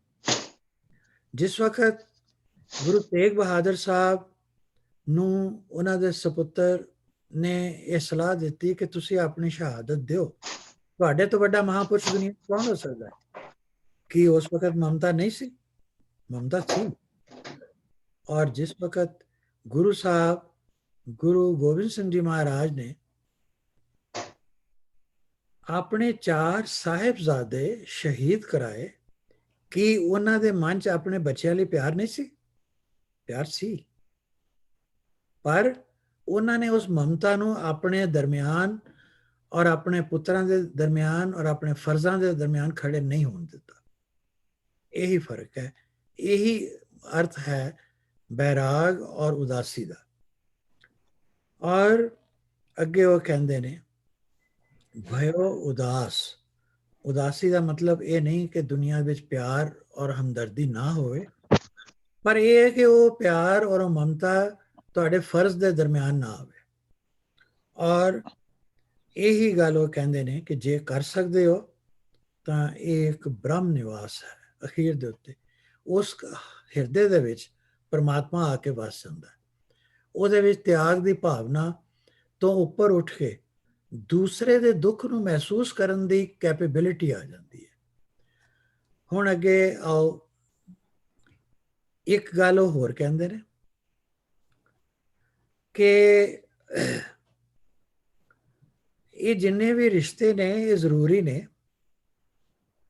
ਅਗਰ ਪਿਆਰ ਨਾ ਹੋਵੇ ਤੇ ਮਾਂ-ਬਾਪ ਬੱਚੇ ਨੂੰ ਕਿਸ ਤਰ੍ਹਾਂ ਪਾਲਣਗੇ? ਅਗਰ ਪਿਆਰ ਨਾ ਹੋਵੇ ਤੇ ਬੱਚੇ ਜਿਹੜੇ ਨੇ 올ਡ ਏਜ ਵਿੱਚ ਆਪਣੇ ਮਾਂ-ਬਾਪ ਦਾ ਕੇਅਰ ਕਿਉਂ ਕਰਨਗੇ? ਪਿਆਰ ਤਾਂ ਜ਼ਰੂਰੀ ਹੈ, ਪਰ ਇਹਨਾਂ ਵਿੱਚੋਂ ਕਹਿੰਦੇ ਨੇ ਆਪਣੇ ਆਪ ਨੂੰ ਬੰਧਣਾ ਨਹੀਂ ਹੈ, ਆਪ ਬੰਧਾਵੇ। ਉਹ ਕਹਿੰਦੇ ਵੀ ਇਹ 'ਚ ਆਪਣੇ ਆਪ ਨੂੰ ਬੰਨੋ ਨਾ। ਇਹ ਇੱਕ ਫਰਕ ਹੈ। Possessiveness should not be binding. Love should not become an obstruction. ਔਰ ਉਸ ਨੂੰ ਉਹ ਕਹਿੰਦੇ ਨੇ ਕਿ ਇਹ ਜੇ ਤੁਸੀਂ ਇੱਦਾਂ ਕਰਦੇ ਹੋ ਫਿਰ ਇਹ ਇੱਕ ਮ੍ਰਿਗ ਤ੍ਰਿਸ਼ਨਾ ਹੈ। ਜਿਸ ਤਰ੍ਹਾਂ ਹਿਰਨ ਜਿਹੜਾ ਹੈ, ਖੁਸ਼ਬੂ ਤਾਂ ਉਹਦੇ ਆਪਣੇ ਕੋਲੋਂ ਆ ਰਹੀ ਹੈ, ਲੇਕਿਨ ਉਹ ਇੱਧਰ ਉੱਧਰ ਭਟਕਦਾ ਫਿਰਦਾ ਹੈ। ਉਸ ਤਰ੍ਹਾਂ ਇਨਸਾਨ ਅਗਰ ਇਸ ਭਟਕਣਾ ਵਿੱਚ ਤੁਰਿਆ ਫਿਰਦਾ ਹੈ ਕਿ ਮੇਰੇ ਬੱਚਿਆਂ ਨੇ ਮੈਨੂੰ ਬਚਾ ਲੈਣਾ ਅਖੀਰਲੇ ਟਾਈਮ ਤੇ, ਉਹ ਗਲਤ ਹੈ। ਜਾਂ ਇਸ ਭਟਕਣਾ 'ਚ ਹੈ ਕਿ ਮੈਂ ਆਪਣੇ ਮਾਂ-ਬਾਪ ਨੂੰ ਹਮੇਸ਼ਾ ਲਈ ਇੱਥੇ ਰੱਖ ਸਕਦਾ ਹਾਂ, ਨਹੀਂ, ਇਹ ਵੀ ਨਹੀਂ ਹੋ ਸਕਦਾ। ਇਹ ਭਟਕਣਾ ਦੁਨੀਆ ਦੀ ਜਿਹੜੀ ਹੈ ਬੇਕਾਰ। ਇਹ ਹੈ ਮ੍ਰਿਗ ਤ੍ਰਿਸ਼ਨਾ ਦਾ ਜਿਹੜਾ ਉਹਨਾਂ ਨੇ ਇਹ ਸ਼ਬਦ ਲਿਖਿਆ, ਤੁਸੀਂ ਪੜ੍ਹ ਸਕਦੇ ਹੋ, ਔਰ ਮੈਂ ਇਸ ਨੂੰ ਐਕਸਪਲੇਨ ਕਿਸੇ ਨੂੰ ਵੀ ਨਹੀਂ ਕਰ ਰਿਹਾ। ਹੁਣ ਇੱਕ ਪੰਜਵਾਂ ਪੁਆਇੰਟ ਹੈ ਕਿ ਡਿਟੈਚਡ ਆਪਟੀਮਿਜ਼ਮ ਕੀ ਹੈ। ਡਿਟੈਚਮੈਂਟ ਦੀ ਗੱਲ ਹੋ ਗਈ, ਗੁਰੂ ਸਾਹਿਬ ਨੇ ਮੰਨ ਲਿਆ ਸੀ ਵੀ ਦੁਨੀਆ ਕਹਿੰਦੀ ਕਿ ਉਹ ਤਿਆਗ ਮਲ ਸਨ ਔਰ ਤਿਆਗ ਮਲ ਤੋਂ ਤੇਗ ਬਹਾਦਰ ਬਣੇ। ਇਹਦਾ ਮਤਲਬ ਹੈ ਕਿ ਉਹਨਾਂ 'ਚ ਕੋਈ ਮਾਨਸਿਕ ਕੋਈ ਯਾਨੀ ਨੈਗੇਟਿਵਨੈਸ ਨਹੀਂ ਸੀ, ਕੋਈ ਕਮਜ਼ੋਰੀ ਨਹੀਂ ਸੀ। ਉਹ ਇੱਕ ਬਹਾਦਰ ਇਨਸਾਨ ਸਨ, ਇੱਕ ਵਾਰੀਅਰ ਸਨ, ਤਲਵਾਰ ਦੇ ਧਨੀ ਸਨ। ਇਸੇ ਕਰਕੇ ਛੋਟੀ ਉਮਰ ਦੇ ਵਿੱਚ ਹੀ ਉਹ ਆਪਣੇ ਪਿਤਾ ਦੇ ਨਾਲ ਕਰਤਾਰਪੁਰ ਦੀ ਜੰਗ ਵਿੱਚ ਗਏ ਔਰ ਉੱਥੇ ਜਿਹੜੀ ਮੁਗਲ ਫੌਜ ਉਹਨਾਂ ਨਾਲੋਂ ਕਈ ਗੁਣਾ ਗਿਣਤੀ ਵਿੱਚ ਜ਼ਿਆਦਾ ਸੀ, ਉਹਨਾਂ ਦੇ ਨਾਲ ਬਹਾਦਰੀ ਨਾਲ ਲੜ ਕੇ ਉਹਨਾਂ ਨੂੰ ਹਰਾ ਕੇ ਆਏ। ਸੋ ਉਹਨਾਂ ਵਿੱਚ ਕੋਈ ਨੈਗੇਟਿਵਨੈਸ ਵਾਲੀ ਕੋਈ ਗੱਲ ਨਹੀਂ, ਉਹ ਬਹਾਦਰ ਸਨ, ਇਸੇ ਲਈ ਉਹਨਾਂ ਦਾ ਨਾਮ ਬਹਾਦਰ ਪਿਆ। ਅਗਰ ਬਹਾਦਰੀ ਵੀ ਹੈ ਔਰ ਗੁਰੂ ਸਾਹਿਬ ਡਿਟੈਚਮੈਂਟ ਦੀ ਵੀ ਗੱਲ ਕਰ ਰਹੇ ਨੇ, ਇਸ ਦਾ ਮਤਲਬ ਹੈ ਕਿ that detachment was not a negative aspect, it was not pessimism, it was optimistic detachment. ਇਸ ਨੂੰ ਮੈਂ I have no other word except detached optimism, ਇਹ ਵਰਡ ਮੈਂ ਯੂਜ਼ ਕਰ ਰਿਹਾ। ਪਰ ਪੰਜਾਬੀ ਵਿੱਚ, ਸਾਡੀ ਭਾਸ਼ਾ ਵਿੱਚ, ਸਾਡੇ ਧਰਮ 'ਚ ਇਹਦੇ ਲਈ ਇੱਕ ਵਰਡ ਹੈ, ਚੜ੍ਹਦੀ ਕਲਾ। ਚੜ੍ਹਦੀ ਕਲਾ ਨੂੰ ਅੰਗਰੇਜ਼ੀ ਵਿੱਚ ਯਾਨੀ ਟਰਾਂਸਲੇਟ ਨਹੀਂ ਕੀਤਾ ਜਾ ਸਕਦਾ। ਇਹਨੂੰ ਸਿਰਫ ਸਮਝਿਆ ਜਾ ਸਕਦਾ ਕਿ ਚੜ੍ਹਦੀ ਕਲਾ ਕੀ ਹੁੰਦੀ ਹੈ, ਔਰ ਜਿਹੜੇ ਲੋਕ ਚੜ੍ਹਦੀ ਕਲਾ 'ਚ ਰਹਿੰਦੇ ਨੇ ਸਿਰਫ ਉਹ ਸਮਝ ਸਕਦੇ ਨੇ ਕਿ ਉਹ ਕੀ ਹੁੰਦੀ ਹੈ। ਉਹਦੇ ਵਿੱਚ ਦੁੱਖ ਦਾ, ਗਮੀ ਦਾ, ਫਾਇਦੇ ਨੁਕਸਾਨ ਦਾ, ਇਹਨਾਂ ਗੱਲਾਂ ਦਾ ਕੋਈ ਤਾਲੁਕ ਨਹੀਂ। ਉਹਦੇ ਵਿੱਚ ਡਿਟੈਚਮੈਂਟ ਦਾ ਵੀ ਕੋਈ ਤਾਲੁਕ ਨਹੀਂ। ਡਿਟੈਚਮੈਂਟ ਇੱਕ ਅਲੱਗ ਗੱਲ ਹੈ ਜਿਹੜੀ ਅਸੀਂ ਪਿੱਛੇ ਡਿਸਕਸ ਕਰ ਚੁੱਕੇ ਹਾਂ। ਪਰ ਚੜ੍ਹਦੀ ਕਲਾ ਦਾ ਸੰਕਲਪ ਜਿਹੜਾ ਹੈ ਉਹ ਇੱਕ ਅਲੱਗ ਕਨਸੈਪਟ ਹੈ। ਉਹ ਕੀ ਹੈ? ਕੀ ਇਹ ਚੜ੍ਹਦੀ ਕਲਾ ਦਾ ਕਨਸੈਪਟ 9ਵੇਂ ਗੁਰੂ ਸਾਹਿਬ ਤੋਂ ਹੀ ਆਇਆ? ਨਹੀਂ। ਇਹ ਤੁਸੀਂ ਦੇਖੋ, ਗੁਰੂ ਅੰਗਦ ਦੇਵ ਜੀ ਦਾ ਜਿਹੜਾ ਸ਼ਬਦ ਮੈਂ ਕੋਟ ਕਰ ਰਿਹਾ, ਇਹਦੇ ਵਿੱਚ ਵੀ ਚੜ੍ਹਦੀ ਕਲਾ ਦਾ ਕਨਸੈਪਟ ਆਇਆ। ਪਰ ਉਸ ਤੋਂ ਪਹਿਲੇ ਫਿਰ ਕੀ ਹੈ, ਉਹਨਾਂ ਨੇ ਵੀ ਡਿਟੈਚਮੈਂਟ ਦੀ ਵੀ ਗੱਲ ਕੀਤੀ ਹੈ। ਰਾਤ ਕਾਰਨ ਤਨ ਸੰਚੀਏ ਭਲਕੇ ਚੱਲਣ ਹੋਵੇ। ਜਿਸ ਤਰ੍ਹਾਂ ਕੋਈ ਕਿਸੇ ਗੈਸਟ ਹਾਊਸ ਵਿੱਚ ਜਾਂ ਯਾਨੀ ਕਿਸੇ ਜਗ੍ਹਾ ਦੇ ਉੱਤੇ ਇੱਕ ਰਾਤ ਕੱਟਣ ਲਈ ਜਾਂਦਾ ਹੈ, ਉੱਥੇ ਉਹਨੂੰ ਪਤਾ ਹੁੰਦਾ ਹੈ ਕਿ ਮੈਂ ਰਾਤ ਇੱਥੇ ਰਹਿਣਾ ਹੈ ਔਰ ਸਵੇਰੇ ਮੈਂ ਚਲੇ ਜਾਣਾ, ਇਹ ਮੇਰਾ ਘਰ ਨਹੀਂ ਹੈ, ਸਵੇਰੇ ਜਾਣਾ ਹੈ। ਫਰਕ ਸਿਰਫ ਇੰਨਾ ਹੈ ਇਸ ਐਨੋਲੋਜੀ ਵਿੱਚ ਕਿ ਉੱਥੇ ਜਿਹੜਾ ਬੰਦਾ ਰਾਤ ਕੱਟ ਕੇ ਜਾਂਦਾ ਉਹ ਛੋਟਾ ਮੋਟਾ ਆਪਣਾ ਸਮਾਨ ਨਾਲ ਲੈ ਕੇ ਜਾਂਦਾ, ਪਰ ਦੁਨੀਆ ਤੋਂ ਜਾਣ ਲੱਗਿਆ ਤੁਸੀਂ ਕੁਝ ਵੀ ਨਹੀਂ ਲਿਜਾ ਸਕਦੇ। ਸੋ ਉਹ ਕਹਿੰਦੇ ਨੇ ਕਿ ਨਾਨਕ ਨਾਲ ਨਾ ਚੱਲੇ ਫਿਰ ਪਛਤਾਵਾ ਹੋਵੇ। ਤਾਂ ਉੱਥੇ ਗੁਰੂ ਸਾਹਿਬ, ਈਵਨ ਗੁਰੂ ਅੰਗਦ ਦੇਵ ਜੀ ਵੀ ਸਾਨੂੰ ਔਰ ਦੂਸਰੇ ਗੁਰੂ ਸਾਹਿਬਾਨ ਜਿਹੜੇ ਉਹਨਾਂ ਤੋਂ ਯਾਨੀ ਗੁਰੂ ਤੇਗ ਬਹਾਦਰ ਸਾਹਿਬ ਤੋਂ ਪਹਿਲੇ ਆਏ ਨੇ, ਉਹਨਾਂ ਨੇ ਵੀ ਇਹ ਗੱਲ ਕਹੀ ਹੈ ਕਿ ਇਹ ਗੱਲ ਯਾਦ ਰੱਖਣਾ ਕਿ ਤੁਸੀਂ ਇੱਥੇ ਕਿਸ ਕੈਪੈਸਿਟੀ 'ਚ ਰਹਿ ਰਹੇ ਹੋ। Are you a visitor here or you a permanent residence?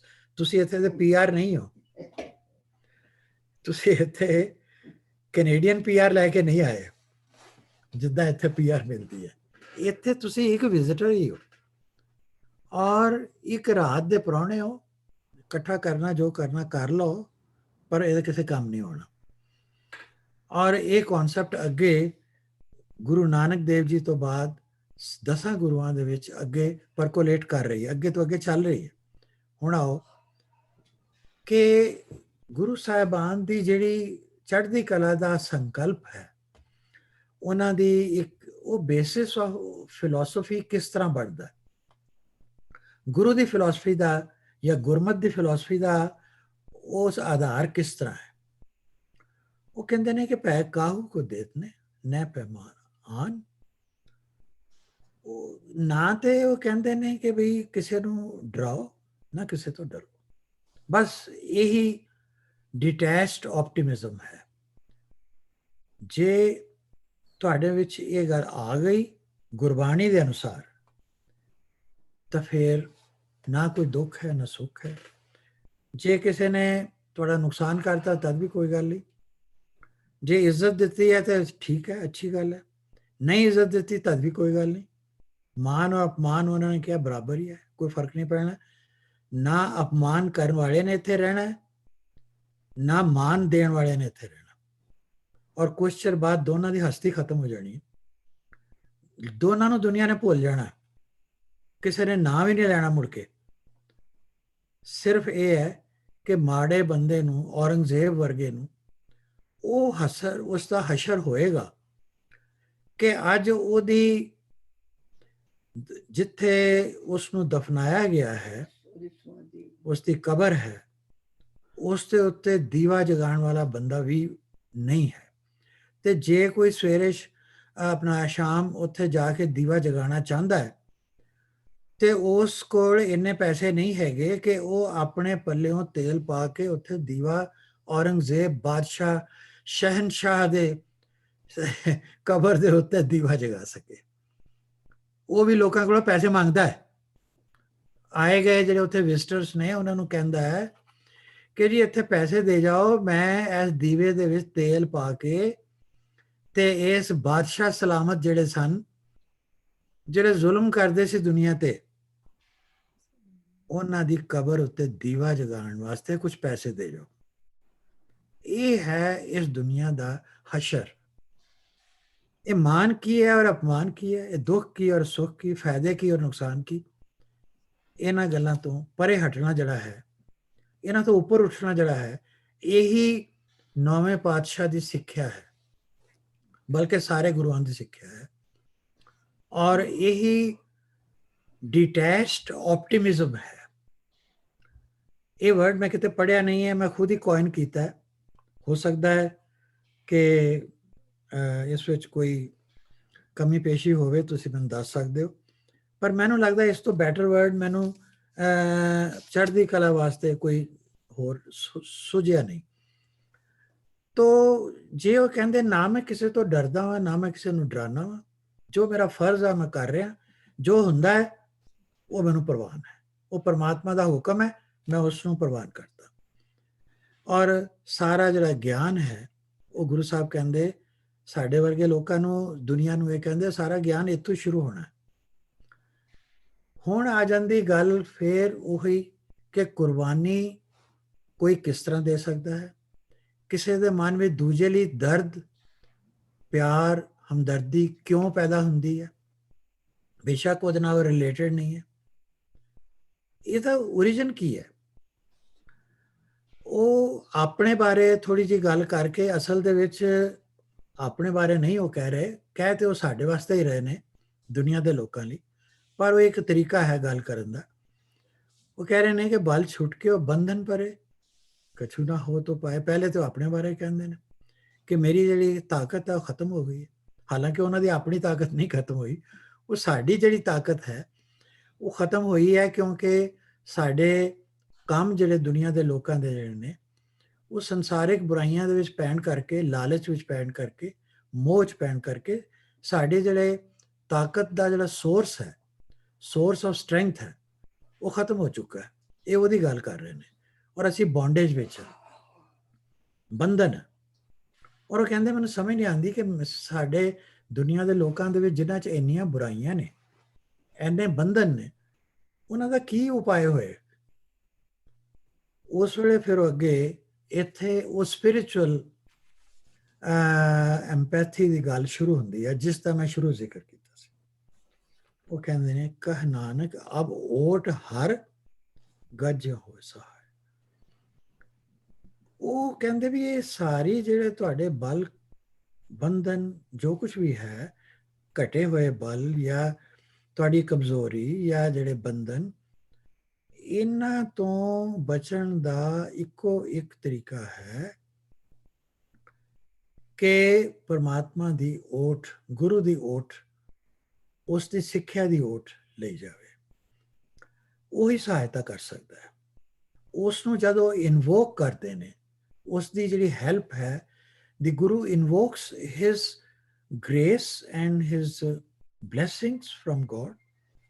This is where the spiritual part of human empathy starts. ਫਿਰ ਅੱਗੇ ਕਹਿੰਦੇ ਨੇ ਕਿ ਬਲ ਹੋਆ, ਤੁਹਾਡੇ ਵਿੱਚ ਸ਼ਕਤੀ ਆਏਗੀ, ਬੰਧਨ ਵੀ ਟੁੱਟ ਜਾਣਗੇ ਜਿਹੜੇ ਤੁਸੀਂ ਆਪਣੇ ਆਪ ਚਾਰ ਚਫੇਰੇ ਪਾਏ ਹੋਏ ਨੇ। ਆਪ ਹੀ ਅਸੀਂ ਬੰਧਨ ਪਾਏ ਨੇ ਨਾ, ਕਿ ਇਹ ਮੇਰਾ ਫਲਾਣਾ ਰਿਸ਼ਤੇਦਾਰ ਹੈ, ਇਹ ਮੇਰੀ ਫਲਾਣੀ ਜਾਇਦਾਦ ਹੈ, ਇਹ ਮੇਰਾ ਸਟੇਟਸ ਹੈ, ਇਹ ਮੇਰੀ ਡਿਗਰੀ ਹੈ, ਇਹ ਮੇਰਾ ਸੋਸ਼ਲ ਪੋਜੀਸ਼ਨ ਹੈ, ਇਹ ਮੇਰੀ ਪੋਲੀਟੀਕਲ ਪੋਜੀਸ਼ਨ ਹੈ, ਇਹ ਮੇਰੀ ਵੈਲਥ ਹੈ। ਇਹ ਜਿਹੜੇ ਨੇ ਸਾਰੇ ਬੰਧਨ ਜਿਹੜੇ ਨੇ ਇਨਸਾਨ ਨੇ ਸਾਰੀ ਜ਼ਿੰਦਗੀ 'ਚ ਪਾ ਲਏ ਨੇ। ਜਿਸ ਹੱਦ ਤੱਕ ਲੋੜ ਸੀ ਉਸ ਹੱਦ ਤੱਕ ਠੀਕ ਸੀ, ਪਰ ਉਸ ਤੋਂ ਬਾਅਦ ਉਹਨਾਂ ਨੂੰ ਅਸੀਂ ਛੱਡਿਆ ਨਹੀਂ ਮੁੜ ਕੇ। ਆਖਰੀ ਮਿੰਟ ਤੱਕ ਲੋਕੀ ਦੱਸਦੇ ਨੇ ਜੀ ਕਿ ਇੱਕ ਬੰਦਾ ਮਰਨ ਲੱਗਿਆ, ਉਹ ਅਖੀਰ ਤੇ ਆਪਣੇ ਪੁੱਤਰਾਂ ਨੂੰ ਕਹਿੰਦਾ ਕਿ ਸਾਰੇ ਜਣੇ ਇੱਥੇ ਆ ਗਏ, ਜਾ ਕੇ ਦੇਖੋ ਦੁਕਾਨ ਤੇ ਕੌਣ ਹੈ। ਯਾਨੀ ਉਸ ਵਕਤ ਵੀ ਉਹਨੂੰ ਇਹ ਫਿਕਰ ਹੈ ਕਿ ਮੇਰੀ ਦੁਕਾਨ ਚੱਲ ਰਹੀ ਹੈ ਕਿ ਨਹੀਂ ਚੱਲ ਰਹੀ। ਉਹ ਕੈਸੇ ਬੰਧਨ ਨੇ। ਉਹ ਜਿਹੜੀ ਕਮਜ਼ੋਰੀ ਹੈ ਉਸ ਨੂੰ ਉਹ ਕਹਿੰਦੇ ਕਿ ਬਲ ਹੋਆ, ਰਿਸਟੋਰ ਹੋ ਜਾਏਗਾ ਬਲ, ਔਰ ਸਭ ਕੁਝ ਉਪਾਏ ਵੀ ਹੋ ਜਾਣਗੇ। ਪਰ ਜ਼ਰੂਰੀ ਗੱਲ ਹੈ ਕਿ ਨਾਨਕ ਸਭ ਕੁਝ ਤੁਮਰੇ ਹੱਥ में, ਇਹ ਜੋ ਕੁਝ ਵੀ ਹੈ ਇਹ ਤੁਹਾਡੇ ਹੱਥ ਵਿੱਚ ਹੈ। ਇੱਥੋਂ ਸਾਰੇ ਬੰਧਨਾਂ ਦਾ ਮੁਕਤੀ ਹੁੰਦੀ ਹੈ। ਉਹ ਗੱਲ ਠੀਕ ਕਹਿ ਰਹੇ ਸਨ ਪਿਛਲੇ ਹਫਤੇ ਜਦੋਂ ਗੱਲ ਹੋ ਰਹੀ ਸੀ ਕਿ ਬੰਧਨ ਜੇ ਮੁਕਤ ਹੋਣਾ ਤਾਂ ਉਹ ਇਸੇ ਜਨਮ 'ਚ ਹੀ ਹੋ ਜਾਣਾ। ਜਿਸ ਵਕਤ ਸਾਨੂੰ ਸੋਝੀ ਹੈ, ਜਿਸ ਵਕਤ ਸੋਝੀ ਨਹੀਂ ਰਹਿਣੀ, ਪਤਾ ਹੀ ਨਹੀਂ ਲੱਗਣਾ ਕਿੱਥੋਂ ਆਏ ਸੀ ਕਿੱਥੇ ਚਲੇ ਗਏ, ਉਸ ਵਕਤ ਬੰਧਨ ਕਿੱਥੇ ਮੁਕਤ ਹੋਣੇ ਨੇ। ਬੰਧਨ ਤੇ ਇੱਥੇ ਮੁਕਤ ਹੋ ਸਕਦੇ ਨੇ ਜੀਵਨ ਕਾਲ ਵਿੱਚ ਹੀ, ਅਗਰ ਗੁਰੂ ਦੀ ਸਿੱਖਿਆ ਲੈ ਲਈ ਜਾਵੇ ਤਾਂ। ਅੱਗੇ ਹੁਣ ਆਓ ਕਿ ਉਹਨਾਂ ਦੀ ਜਿਹੜੀ ਫਿਲਾਸਫੀ ਦੇ ਬਾਕੀ ਦੇ ਇੱਕ ਦੋ ਐਸਪੈਕਟਸ ਅਖੀਰ ਤੇ ਮੈਂ ਗੱਲ ਕਰਾਂਗਾ। ਕਹਿੰਦੇ ਨੇ ਕਿ ਜਿਸ ਨੇ ਸੁੱਖ ਔਰ ਦੁੱਖ ਨੂੰ ਬਰਾਬਰ ਸਮਝਿਆ, ਇੱਜ਼ਤ ਔਰ ਬੇਇੱਜ਼ਤੀ ਨੂੰ ਬਰਾਬਰ ਸਮਝਿਆ, ਔਰ ਸੰਸਾਰ ਤੋਂ ਡਿਟੈਚ ਹੋ ਕੇ ਉਸ ਨੇ ਇਸ ਸੰਸਾਰ ਦੇ ਅਸਲੀਅਤ ਨੂੰ ਸਮਝ ਲਿਆ। ਉਸਤਤ ਨਿੰਦਾ ਦੋਨੋਂ ਉਹਨਾਂ ਛੱਡ ਦਿੱਤੀ। ਕਿਸੇ ਦੀ ਉਹ ਝੂਠੀ ਤਾਰੀਫ ਨਹੀਂ ਕਰਦੇ, ਕਿਸੇ ਦੀ ਉਹ ਬੇਮਤਲਬ ਨਿੰਦਾ ਨਹੀਂ ਕਰਦੇ, ਪਰ ਅਖੀਰ ਗੱਲ ਨਾਲ ਇਹ ਵੀ ਕਹਿ ਦਿੰਦੇ ਨੇ ਸਾਨੂੰ ਸਮਝਾਉਣ ਲਈ। ਆਪਣੇ ਲਈ ਉਹਨਾਂ ਲਈ ਇਹ ਗੱਲ ਨਹੀਂ ਸੀ ਐਪਲੀਕੇਬਲ, ਪਰ ਸਾਡੇ ਤੇ ਐਪਲੀਕੇਬਲ ਹੈ। ਉਹ ਕਹਿੰਦੇ ਖੇਲ ਕਠਿਨ ਹੈ ਬੜਾ ਔਖਾ ਕੰਮ ਹੈ, ਔਰ ਇਹਦੇ ਵਾਸਤੇ ਗੁਰਮੁਖ ਬਣਨਾ ਪਏਗਾ। ਕੋਈ ਗੁਰਮੁਖ ਹੀ ਇਸ ਗੱਲ ਨੂੰ ਸਮਝ ਸਕਦਾ ਜਿਸ ਦਾ ਮੁਖ ਗੁਰੂ ਵੱਲ ਹੈ, ਜਿਸ ਦੀ ਬੁੱਧ ਜਿਹੜੀ ਹੈ ਉਹਦੇ ਵਿੱਚ ਗੁਰੂ ਦੀ ਸਿੱਖਿਆ ਹੈ। ਉਹ ਮਨਮੁਖ ਨਹੀਂ ਹੈ, ਮਨਮਤ ਨਹੀਂ ਕਰ ਰਿਹਾ। ਉਹ ਸਮਝ ਸਕਦਾ ਹੈ ਕਿ ਇਹ ਗੱਲ ਕਿੱਦਾਂ ਹੁੰਦੀ ਹੈ। ਕਿਉਂ? ਉਹਨਾਂ ਨੇ ਨਾਲ ਇਹ ਵੀ ਦਰਸਾਇਆ ਕਿ ਆਪਣੀ ਸੈਲਫ ਰਿਸਪੈਕਟ ਲਈ ਲੜਨਾ ਵੀ ਜ਼ਰੂਰੀ ਹੈ। ਉਹਨਾਂ ਨੇ ਇਹ ਨਹੀਂ ਕਿਹਾ ਕਿ ਕੋਈ ਤੁਹਾਡੀ ਇਨਸਲਟ ਕਰ ਜਾਏ ਤੇ ਤੁਸੀਂ ਉਸ ਨੂੰ ਕੁਛ ਨਾ ਕਹੋ। ਕੋਈ ਤੁਹਾਨੂੰ ਧਰਮ ਪਰਿਵਰਤਨ ਲਈ ਮਜਬੂਰ ਕਰੇ ਤੇ ਤੁਸੀਂ ਮੀਕਲੀ ਕਹੋ ਅੱਛਾ ਜੀ ਜੋ ਹੁਕਮ। ਇਹ ਵੀ ਨਹੀਂ ਉਹਨਾਂ ਨੇ ਮੰਨਿਆ। ਪਰ ਸੰਸਾਰ ਦੇ ਦੁੱਖਾਂ ਸੁੱਖਾਂ, ਮਾਨ ਅਪਮਾਨ, ਉਪਮਾ ਔਰ ਨਿੰਦਾ, ਇਹਨਾਂ ਗੱਲਾਂ ਤੋਂ ਦੂਰ ਹੋਣ ਦੀ ਜਿਹੜੀ ਸਿੱਖਿਆ ਹੈ ਉਹ ਇੱਕ ਅਲੱਗ ਗੱਲ ਹੈ। ਉਸ ਗੱਲ ਨੂੰ ਸਮਝਣ ਵਾਸਤੇ ਗੁਰੂ ਦਾ ਸਹਾਰਾ, ਉਸ ਦੀ ਮੱਤ, ਉਸ ਦੀ ਸਿੱਖਿਆ ਨੂੰ ਸਮਝਣਾ ਪਏਗਾ। ਔਰ ਇਹ ਵੀ ਨਾਲ ਉਹਨਾਂ ਨੇ ਅਖੀਰ ਤੇ ਕਿਹਾ ਕਿ ਦੁੱਖ ਵਿੱਚ ਦੁੱਖ ਨਹੀਂ ਮਨਾਉਣਾ, ਸੁੱਖ ਵਿੱਚ ਬਹੁਤੇ ਖੁਸ਼ ਨਹੀਂ ਹੋਣਾ। ਜੇ ਕੋਈ ਕਹੇ ਕਿ ਜੀ ਫਲਾਣਾ ਬੰਦੇ ਨੂੰ ਮੈਂ ਉਹਦਾ ਧਰਮ ਪਰਿਵਰਤਨ ਕਰਕੇ ਮੈਂ ਬਹੁਤ ਵੱਡਾ ਕੋਈ ਮਹਾਂਪੁਰਸ਼ ਬਣ ਜਾਣਾ, ਐਸੀ ਕੋਈ ਗੱਲ ਨਹੀਂ। ਦੁਨੀਆ ਤੇ ਲੱਖਾਂ ਐਸੇ ਆਦਮੀ ਨੇ ਜਿਹੜੇ ਪਰਮਾਤਮਾ ਦੀ ਐਗਜ਼ਿਸਟੈਂਸ ਨੂੰ ਮੰਨਦੇ ਹੀ ਨਹੀਂ। ਜਿਹੜੇ ਨਾਸਤਿਕ ਨੇ ਉਹ ਕਹਿੰਦੇ ਨੇ ਰੱਬ ਹੈ ਹੀ ਨਹੀਂ। ਕੋਈ ਗੱਲ ਨਹੀਂ, ਉਹਨਾਂ ਨੂੰ ਸੋਚਣ ਦਿਓ ਇੱਦਾਂ। They have a basic right to think like that. ਪਰਮਾਤਮਾ ਉਹਨਾਂ ਨੂੰ ਵੀ ਦੇ ਰਿਹਾ। ਔਰ ਜਿਹੜੇ ਮੰਨਣ ਵਾਲੇ ਨੇ, ਭਗਤੀ ਕਰਨ ਵਾਲੇ ਨੇ, ਦੁੱਖ ਉਹਨਾਂ ਨੂੰ ਵੀ ਆ ਰਹੇ ਨੇ। ਇਹ ਨਹੀਂ ਹੈ ਕਿ ਭਗਤੀ ਕਰਨ ਨਾਲ ਸਾਰੇ ਦੁੱਖ ਨਹੀਂ ਆਣਗੇ, ਦੁੱਖ ਆਣਗੇ, ਸਿਰਫ ਤੁਹਾਨੂੰ ਉਹਨਾਂ ਨਾਲ ਨਜਿੱਠਣ ਦੀ ਸਮਝ ਆ ਜਾਏਗੀ। ਤੇ ਜਿਹੜੇ ਨਹੀਂ ਮੰਨਦੇ, ਨਹੀਂ ਭਗਤੀ ਕਰਦੇ, ਜਾਂ ਤੁਹਾਡੇ ਵਿਚਾਰਾਂ ਦੇ ਨਾਲ ਸਹਿਮਤ ਨਹੀਂ ਹੁੰਦੇ, ਪਰਮਾਤਮਾ ਉਹਨਾਂ ਨੂੰ ਵੀ ਦੇ ਰਿਹਾ। ਉਹਨਾਂ ਤੇ ਵੀ ਸੁੱਖ ਵੀ ਆਣਗੇ, ਦੁੱਖ ਵੀ ਆਣਗੇ, ਸਭ ਕੁਝ ਹੋਏਗਾ। ਪਰ ਉਸ ਨੂੰ ਤੁਸੀਂ ਕਿਸ ਐਕਸਟੈਂਟ ਤੱਕ ਆਪਣੇ ਦਿਲ ਦੇ ਵਿੱਚ ਲੈ ਕੇ ਜਾਣਾ ਹੈ, ਇਹ ਹੈ ਇਸ ਸ਼ਬਦ ਦਾ ਅਰਥ, ਕਿ ਦੁੱਖ में ਦੁੱਖ ਨਹੀਂ ਮਾਨੇ। ਬਾਕੀ ਤੁਸੀਂ ਪੜ੍ਹਿਆ ਹੈ, ਸਾਰੇ ਸ਼ਬਦ ਜਾਣਦੇ ਹੋ, ਮੈਂ ਤਾਂ ਸਿਰਫ ਉਹਨਾਂ ਦਾ ਰੈਫਰੈਂਸ ਹੀ ਦੇ ਰਿਹਾ, ਕੋਈ ਐਕਸਪਲੇਨ ਨਹੀਂ ਕਰ ਰਿਹਾ। ਔਰ ਇਹ ਉਹ ਕਹਿੰਦੇ ਨੇ ਕਿ ਹਰਖ ਔਰ ਸੋਗ, ਮਾਨ ਅਪਮਾਨ, ਇਹਨਾਂ ਸਾਰਿਆਂ ਤੋਂ ਅਤੀਤ ਹੋ ਜਾਓ। ਹੁੰਦਾ ਠੀਕ ਹੈ, it's a part of life, take it in your stride. ਠੀਕ ਹੈ, ਕੋਈ ਤੁਹਾਨੂੰ ਫਾਇਦਾ ਪਹੁੰਚਾ ਦਿੰਦਾ, ਕੋਈ ਤੁਹਾਡਾ ਪੈਸਾ ਮਾਰ ਜਾਂਦਾ, ਕੋਈ ਤੁਹਾਡਾ ਨੁਕਸਾਨ ਕਰ ਦਿੰਦਾ, ਕੋਈ ਤੁਹਾਨੂੰ ਮਾੜਾ ਕਹਿੰਦਾ, ਕਹਿ ਲੈਂਦੇ ਹੋ, ਉਹਦੇ ਨਾਲ ਕੋਈ ਫਰਕ ਨਹੀਂ ਪੈਂਦਾ। ਤੁਸੀਂ ਅਗਰ ਇਸ ਤੋਂ ਉੱਪਰ ਉੱਠ ਗਏ ਤਾਂ ਫਿਰ ਤੁਹਾਡੇ ਮਨ ਦੇ ਵਿੱਚ ਇੱਕ ਇਕੁਇਲਿਬਰੀਅਮ, ਇੱਕ ਸੰਤੋਖ, ਇੱਕ ਸਹਿਜ ਆ ਜਾਏਗਾ, ਜਿਸ ਤੋਂ ਬਾਅਦ ਸਾਰੇ ਦੁੱਖ ਖਤਮ ਹੋ ਜਾਣਗੇ ਔਰ ਮਨ ਵਿੱਚ ਇੱਕ ਸ਼ਕਤੀ ਆਏਗੀ। ਉਸ ਤਾਕਤ ਦੀ ਗੱਲ ਇਹ ਕਰ ਰਹੇ ਨੇ ਕਿ ਜਗ ਤੋਂ ਨਿਰਾਸ਼ ਤਾਂ ਜ਼ਰੂਰ ਰਹਿਣਾ ਹੈ ਇਸ ਤਰੀਕੇ ਨਾਲ। ਔਰ ਇਹ ਜਿਹੜੀਆਂ ਬੁਰਾਈਆਂ ਨੇ ਜਿਨ੍ਹਾਂ ਦਾ ਉਹ ਜ਼ਿਕਰ ਕਰ ਰਹੇ ਨੇ ਇਸ ਬਾਣੀ 'ਚ, ਤੁਸੀਂ ਪੜ੍ਹ ਸਕਦੇ ਹੋ, ਇਹਨਾਂ ਤੋਂ ਵੀ ਤੁਸੀਂ ਬਚ ਸਕਦੇ ਹੋ। ਔਰ ਇਸ ਸੰਸਾਰ ਦੀ ਜਿਹੜੀ ਜੁਗਤ ਹੈ ਉਸ ਨੂੰ ਪਛਾਣ ਸਕਦੇ ਹੋ। ਇਹ ਤੀਸਰੀ ਲਾਈਨ 'ਚ ਲਿਖ ਰਹੇ ਨੇ। ਔਰ ਇਹ ਸਭ ਕੁਝ ਨੂੰ ਪਹਿਚਾਨਣ ਦਾ ਐਂਡ ਰਿਜ਼ਲਟ ਕੀ ਹੈ? ਇਸ ਡਿਟੈਚਡ ਆਪਟੀਮਿਜ਼ਮ ਦਾ ਐਂਡ ਰਿਜ਼ਲਟ ਇਹ 6ਵਾਂ ਔਰ ਲਾਸਟ ਪੁਆਇੰਟ ਹੈ। ਉਹ ਹੈ ਕਿ ਸਾਡੀ ਜਿਹੜੀਆਂ ਕਮਜ਼ੋਰੀਆਂ ਨੇ ਉਹਨਾਂ ਦਾ ਓਰੀਜਨ ਹੈ ਸਾਡੀਆਂ ਅਟੈਚਮੈਂਟਸ।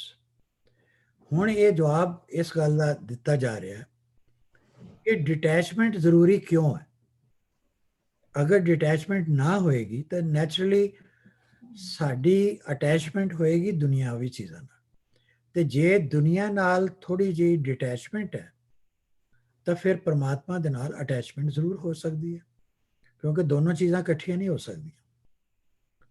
ਉਧਰੋਂ ਪੁੱਟ ਕੇ ਉਧਰ ਲਾਉਣ ਵਾਲੀ ਗੱਲ ਹੈ। ਜਿੱਦਾਂ ਇੱਕ ਦਿਨ ਦੱਸ ਰਹੇ ਸਨ ਕਥਾ ਵਿੱਚ ਵੀ ਕਿ ਪਨੀਰੀ ਨੂੰ ਇੱਕ ਜਗ੍ਹਾ ਤੋਂ ਪੁੱਟ ਕੇ ਉੱਥੋਂ ਡਿਟੈਚ ਹੋ ਕੇ ਦੂਸਰੇ ਖੇਤ ਵਿੱਚ ਉਸ ਨੂੰ ਲਗਾਉਣਾ ਹੈ। ਉਹ ਹੈ attachment with the supreme God ਤੇ detachment with the world while being in the world. ਦੁਨੀਆ ਤੋਂ ਭੱਜਣ ਦੀ ਵੀ ਗੱਲ ਨਹੀਂ ਉਹਨਾਂ ਨੇ ਕਹੀ ਕਿ ਤੁਸੀਂ ਇੱਥੋਂ ਜੰਗਲ 'ਚ ਚਲੇ ਜਾਓ ਜਾਂ ਪਹਾੜ ਤੇ ਜਾ ਕੇ ਬਹਿ ਜਾਓ ਧੂਣੀ ਤੋਂ ਖਾ ਕੇ, ਉਹ ਵੀ ਨਹੀਂ ਕਿਹਾ। Detachment does not mean that. Detachment means you are here very much in the world and still you are attached to God. ਹੁਣ ਇਹ ਵੀਕਨੈਸ ਜਿਹੜੀ ਹੈ ਐਕਸੈਸਿਵ ਅਟੈਚਮੈਂਟਸ ਤੋਂ ਪੈਦਾ ਹੋ ਰਹੀ ਹੈ। ਫੈਮਿਲੀ ਮੈਂਬਰਸ ਨੇ, ਬੱਚੇ ਨੇ, ਕੋਈ ਗ੍ਰੈਂਡ ਚਿਲਡਰਨ ਨੇ, ਕੋਈ ਹਸਬੈਂਡ ਹੈ, ਵਾਈਫ ਹੈ, ਪੇਰੈਂਟਸ। ਜਿਸ ਵਕਤ ਸਾਡੇ ਮਨ 'ਚ ਫਿਕਰ ਆ ਜਾਂਦਾ ਹੈ, ਇੱਕ ਫੀਅਰ ਆਫ ਲੂਜ਼ਿੰਗ ਹੈ। ਮੈਨੂੰ ਇੱਕ ਫਿਕਰ ਪੈਦਾ ਹੋ ਗਿਆ ਕਿ ਜੀ ਮੇਰਾ ਬੇਟਾ ਨੂੰ ਖਾਂਸੀ ਆ ਰਹੀ ਹੈ, ਉਸ ਨੂੰ ਬਿਮਾਰ ਨਾ ਹੋ ਜਾਏ, ਕਿਤੇ ਉਹਨੂੰ ਕੋਈ ਤਕਲੀਫ ਨਾ ਹੋ ਜਾਏ। It's a fear of losing something. He is my son. ਬੇਟੇ ਨੂੰ ਆਪਣੀ ਮਾਂ ਬਾਰੇ ਜਾਂ ਬਾਪ ਬਾਰੇ ਇਹ ਫਿਕਰ ਹੈ, ਦੁਨੀਆ ਦੇ ਹਰ ਬੇਟੇ ਨੂੰ ਜਾਂ ਬੇਟੀ ਨੂੰ, ਕਿ ਵੀ ਮੇਰੇ ਮਾਂ ਬਾਪ ਜਿਹੜੇ ਨੇ ਉਹਨਾਂ ਨੂੰ ਇਹ ਤਕਲੀਫ ਨਾ ਹੋ ਜਾਏ। ਸੋ ਹੀ ਔਰ Shri, the child has a fear of losing the parent. ਅੱਗੇ ਆ ਜਾਂਦੀ ਵੈਲਥ ਜਾਂ ਬਿਜ਼ਨਸ ਦੀ ਗੱਲ। ਇੱਕ ਇਨਸਾਨ ਨੇ ਬਹੁਤ ਪੈਸਾ ਇਕੱਠਾ ਕਰ ਲਿਆ, ਠੀਕ ਹੈ, ਜਿੰਨੀ ਪੈਸੇ ਦੀ ਲੋੜ ਹੈ ਉਹਦੇ ਬਾਰੇ ਤਾਂ ਗੁਰੂ ਸਾਹਿਬ ਨੇ ਖੁਦ ਕਿਹਾ ਕਿ ਤੁਸੀਂ ਕਿਰਤ ਕਰੋ ਔਰ ਇੱਜ਼ਤ ਦੇ ਨਾਲ ਜੀਓ, ਉਸ ਬਾਰੇ ਕੋਈ ਝਗੜਾ ਨਹੀਂ। that fulfills your need. ਪਰ ਜਦੋਂ ਨੀਡ ਜਿਹੜੀ ਹੈ it becomes a greed. Need should not be allowed to become a greed. When it becomes a greed, ਇਹ ਫਿਰ ਇੱਕ excessive attachment ਦੀ ਕੈਟੇਗਰੀ 'ਚ ਆ ਜਾਂਦੀ ਹੈ। ਉੱਥੇ ਜਾ ਕੇ ਇੱਕ ਬੰਦੇ ਕੋਲ ਕੋਠੀਆਂ ਬਣਾ ਲਈਆਂ, ਬਹੁਤ ਸਾਰਾ ਪੈਸਾ ਆ ਗਿਆ, ਉਹਨੂੰ ਇਹ ਫਿਕਰ ਹੈ ਹਾਏ ਕਿਤੇ ਮੇਰੇ ਇਹ ਕਿਤੇ ਖੁੱਸ ਨਾ ਜਾਵੇ, ਕੋਈ ਲੈ ਨਾ ਜਾਵੇ, ਕੋਈ ਫਰਾਡ ਕਰਕੇ ਜਾਂ ਜ਼ਬਰਦਸਤੀ ਕੋਈ ਮੇਰੇ ਕੋਲੋਂ ਖੋ ਨਾ ਲਵੇ। It's a fear of losing wealth. ਜਿਸ ਤਰ੍ਹਾਂ ਪਹਿਲੇ ਫੀਅਰ ਆਫ ਲੂਜ਼ਿੰਗ ਦੀ ਫੈਮਿਲੀ ਮੈਂਬਰ ਹੈ, ਉਸ ਤਰ੍ਹਾਂ ਇੱਕ ਫੀਅਰ ਆਫ ਲੂਜ਼ਿੰਗ ਦੀ ਵੈਲਥ ਹੈ। ਜਿਹਦੇ ਕੋਲ ਬਿਜ਼ਨਸ ਹੈ ਉਹ ਕਹਿੰਦਾ ਕਿ ਮੇਰੀ ਬਿਜ਼ਨਸ ਥੱਲੇ ਨਾ ਚਲੀ ਜਾਏ, ਮੈਨੂੰ ਘਾਟਾ ਨਾ ਪੈ ਜਾਏ, ਫੀਅਰ। ਇਸੇ ਤਰ੍ਹਾਂ ਐਂਬੀਸ਼ਨਸ ਨੇ ਜਿਹੜੇ ਅੱਜ ਤੱਕ ਦੁਨੀਆ ਦੇ ਉੱਤੇ ਕਿੰਗਸ ਹੋਏ, ਔਰੰਗਜ਼ੇਬ ਵਰਗੇ, ਉਹਨਾਂ ਲੋਕਾਂ ਨੇ, ਸਾਰਿਆਂ ਨੇ ਤੇ ਨਹੀਂ, ਕਿਉਂਕਿ ਐਕਸੈਪਸ਼ਨਸ ਵੀ ਸਨ, ਮਹਾਰਾਜਾ ਰਣਜੀਤ ਸਿੰਘ ਵਰਗੇ ਐਕਸੈਪਸ਼ਨਸ ਵੀ ਨੇ, ਅਕਬਰ ਵਰਗੇ ਬੰਦੇ ਵੀ ਐਕਸੈਪਸ਼ਨ ਨੇ, ਔਰ ਕਿੰਗ ਅਸ਼ੋਕਾ ਵਰਗੇ ਵੀ ਐਕਸੈਪਸ਼ਨ ਨੇ, ਪਰ ਉਹ ਐਕਸੈਪਸ਼ਨ 2-4 ਉਂਗਲੀ ਤੇ ਗਿਣਨ ਵਾਲੇ ਨੇ, ਉਹਨਾਂ ਨੂੰ ਤੁਸੀਂ ਗਿਣ ਸਕਦੇ ਹੋ। ਪਰ ਮੈਜੋਰਿਟੀ ਜਿਹੜੀ ਹੈ ਉਹ ਸਨ ਜਿਨ੍ਹਾਂ ਦੀਆਂ ਐਂਬੀਸ਼ਨਸ ਇੰਨੀਆਂ ਓਵਰਪਾਵਰਿੰਗ ਸਨ, ਡਿਜ਼ਾਇਰਸ ਇੰਨੀਆਂ ਸਟਰੋਂਗ ਸਨ ਕਿ ਉਹਨਾਂ ਨੇ ਆਪਣੇ ਬਾਪ ਨੂੰ, ਔਰੰਗਜ਼ੇਬ ਵਰਗੇ ਨੇ, ਆਪਣੀ ਭੈਣ ਨੂੰ, ਆਪਣੇ ਭਰਾਵਾਂ ਨੂੰ ਕਤਲ ਕਰਵਾਉਣਾ ਜਾਂ ਜੇਲ੍ਹ 'ਚ ਭੇਜਣਾ ਵੀ ਮਾੜਾ ਨਹੀਂ ਸਮਝਿਆ। ਹਿੰਦੂਆਂ ਦੇ ਜਨੇਊ ਉਤਰਵਾਣੇ, ਉਹਨਾਂ ਦੀ ਗਰਦਨਾਂ ਕੱਟਣੀਆਂ, ਉਹਨਾਂ ਦੇ ਉੱਤੇ ਜਜ਼ੀਆ ਟੈਕਸ ਲਗਾਉਣਾ, ਇਹ ਉਹਨੇ ਸੋਚਿਆ ਵੀ ਇਹ ਸਭ ਕੁਝ ਠੀਕ ਹੈ। ਉਹ ਨਾ ਹੋਵੇ ਕਿਤੇ ਮੇਰੀ ਜਿਹੜੀ ਪੋਲੀਟੀਕਲ ਜਾਂ ਜਿਹੜੀ ਕਿੰਗਡਮ ਹੈ, ਟੈਰੀਟੋਰੀਅਲ ਹੈ ਪ੍ਰੋਪਰਟੀ, ਉਹ ਕਿਤੇ ਜਾਂਦੀ ਨਾ ਰਹੇ ਮੇਰੇ ਕੋਲੋਂ, ਕਿਤੇ ਮੇਰਾ ਕੋਈ ਭਰਾ ਮੇਰੀ ਰਿਆਸਤ ਖੋਹ ਕੇ ਨਾ ਲੈ ਜਾਏ। ਉਹ ਨਾ ਹੋਵੇ ਕਿਤੇ ਮੇਰਾ ਪਿਓ ਹੀ ਮੇਰੀ ਜਾਇਦਾਦ ਲੈ ਜਾਵੇ, ਜਦਕਿ ਬਾਪ ਨੇ ਤਾਂ ਉਹਨੂੰ ਦੇਣੀ ਸੀ, ਉਹਨੂੰ ਲੈਣਾ ਥੋੜੀ ਸੀ। ਪਰ ਉਹਨੂੰ ਡਰ ਤੇ ਆ ਗਿਆ ਨਾ ਉਹਦੇ ਮਨ 'ਚ।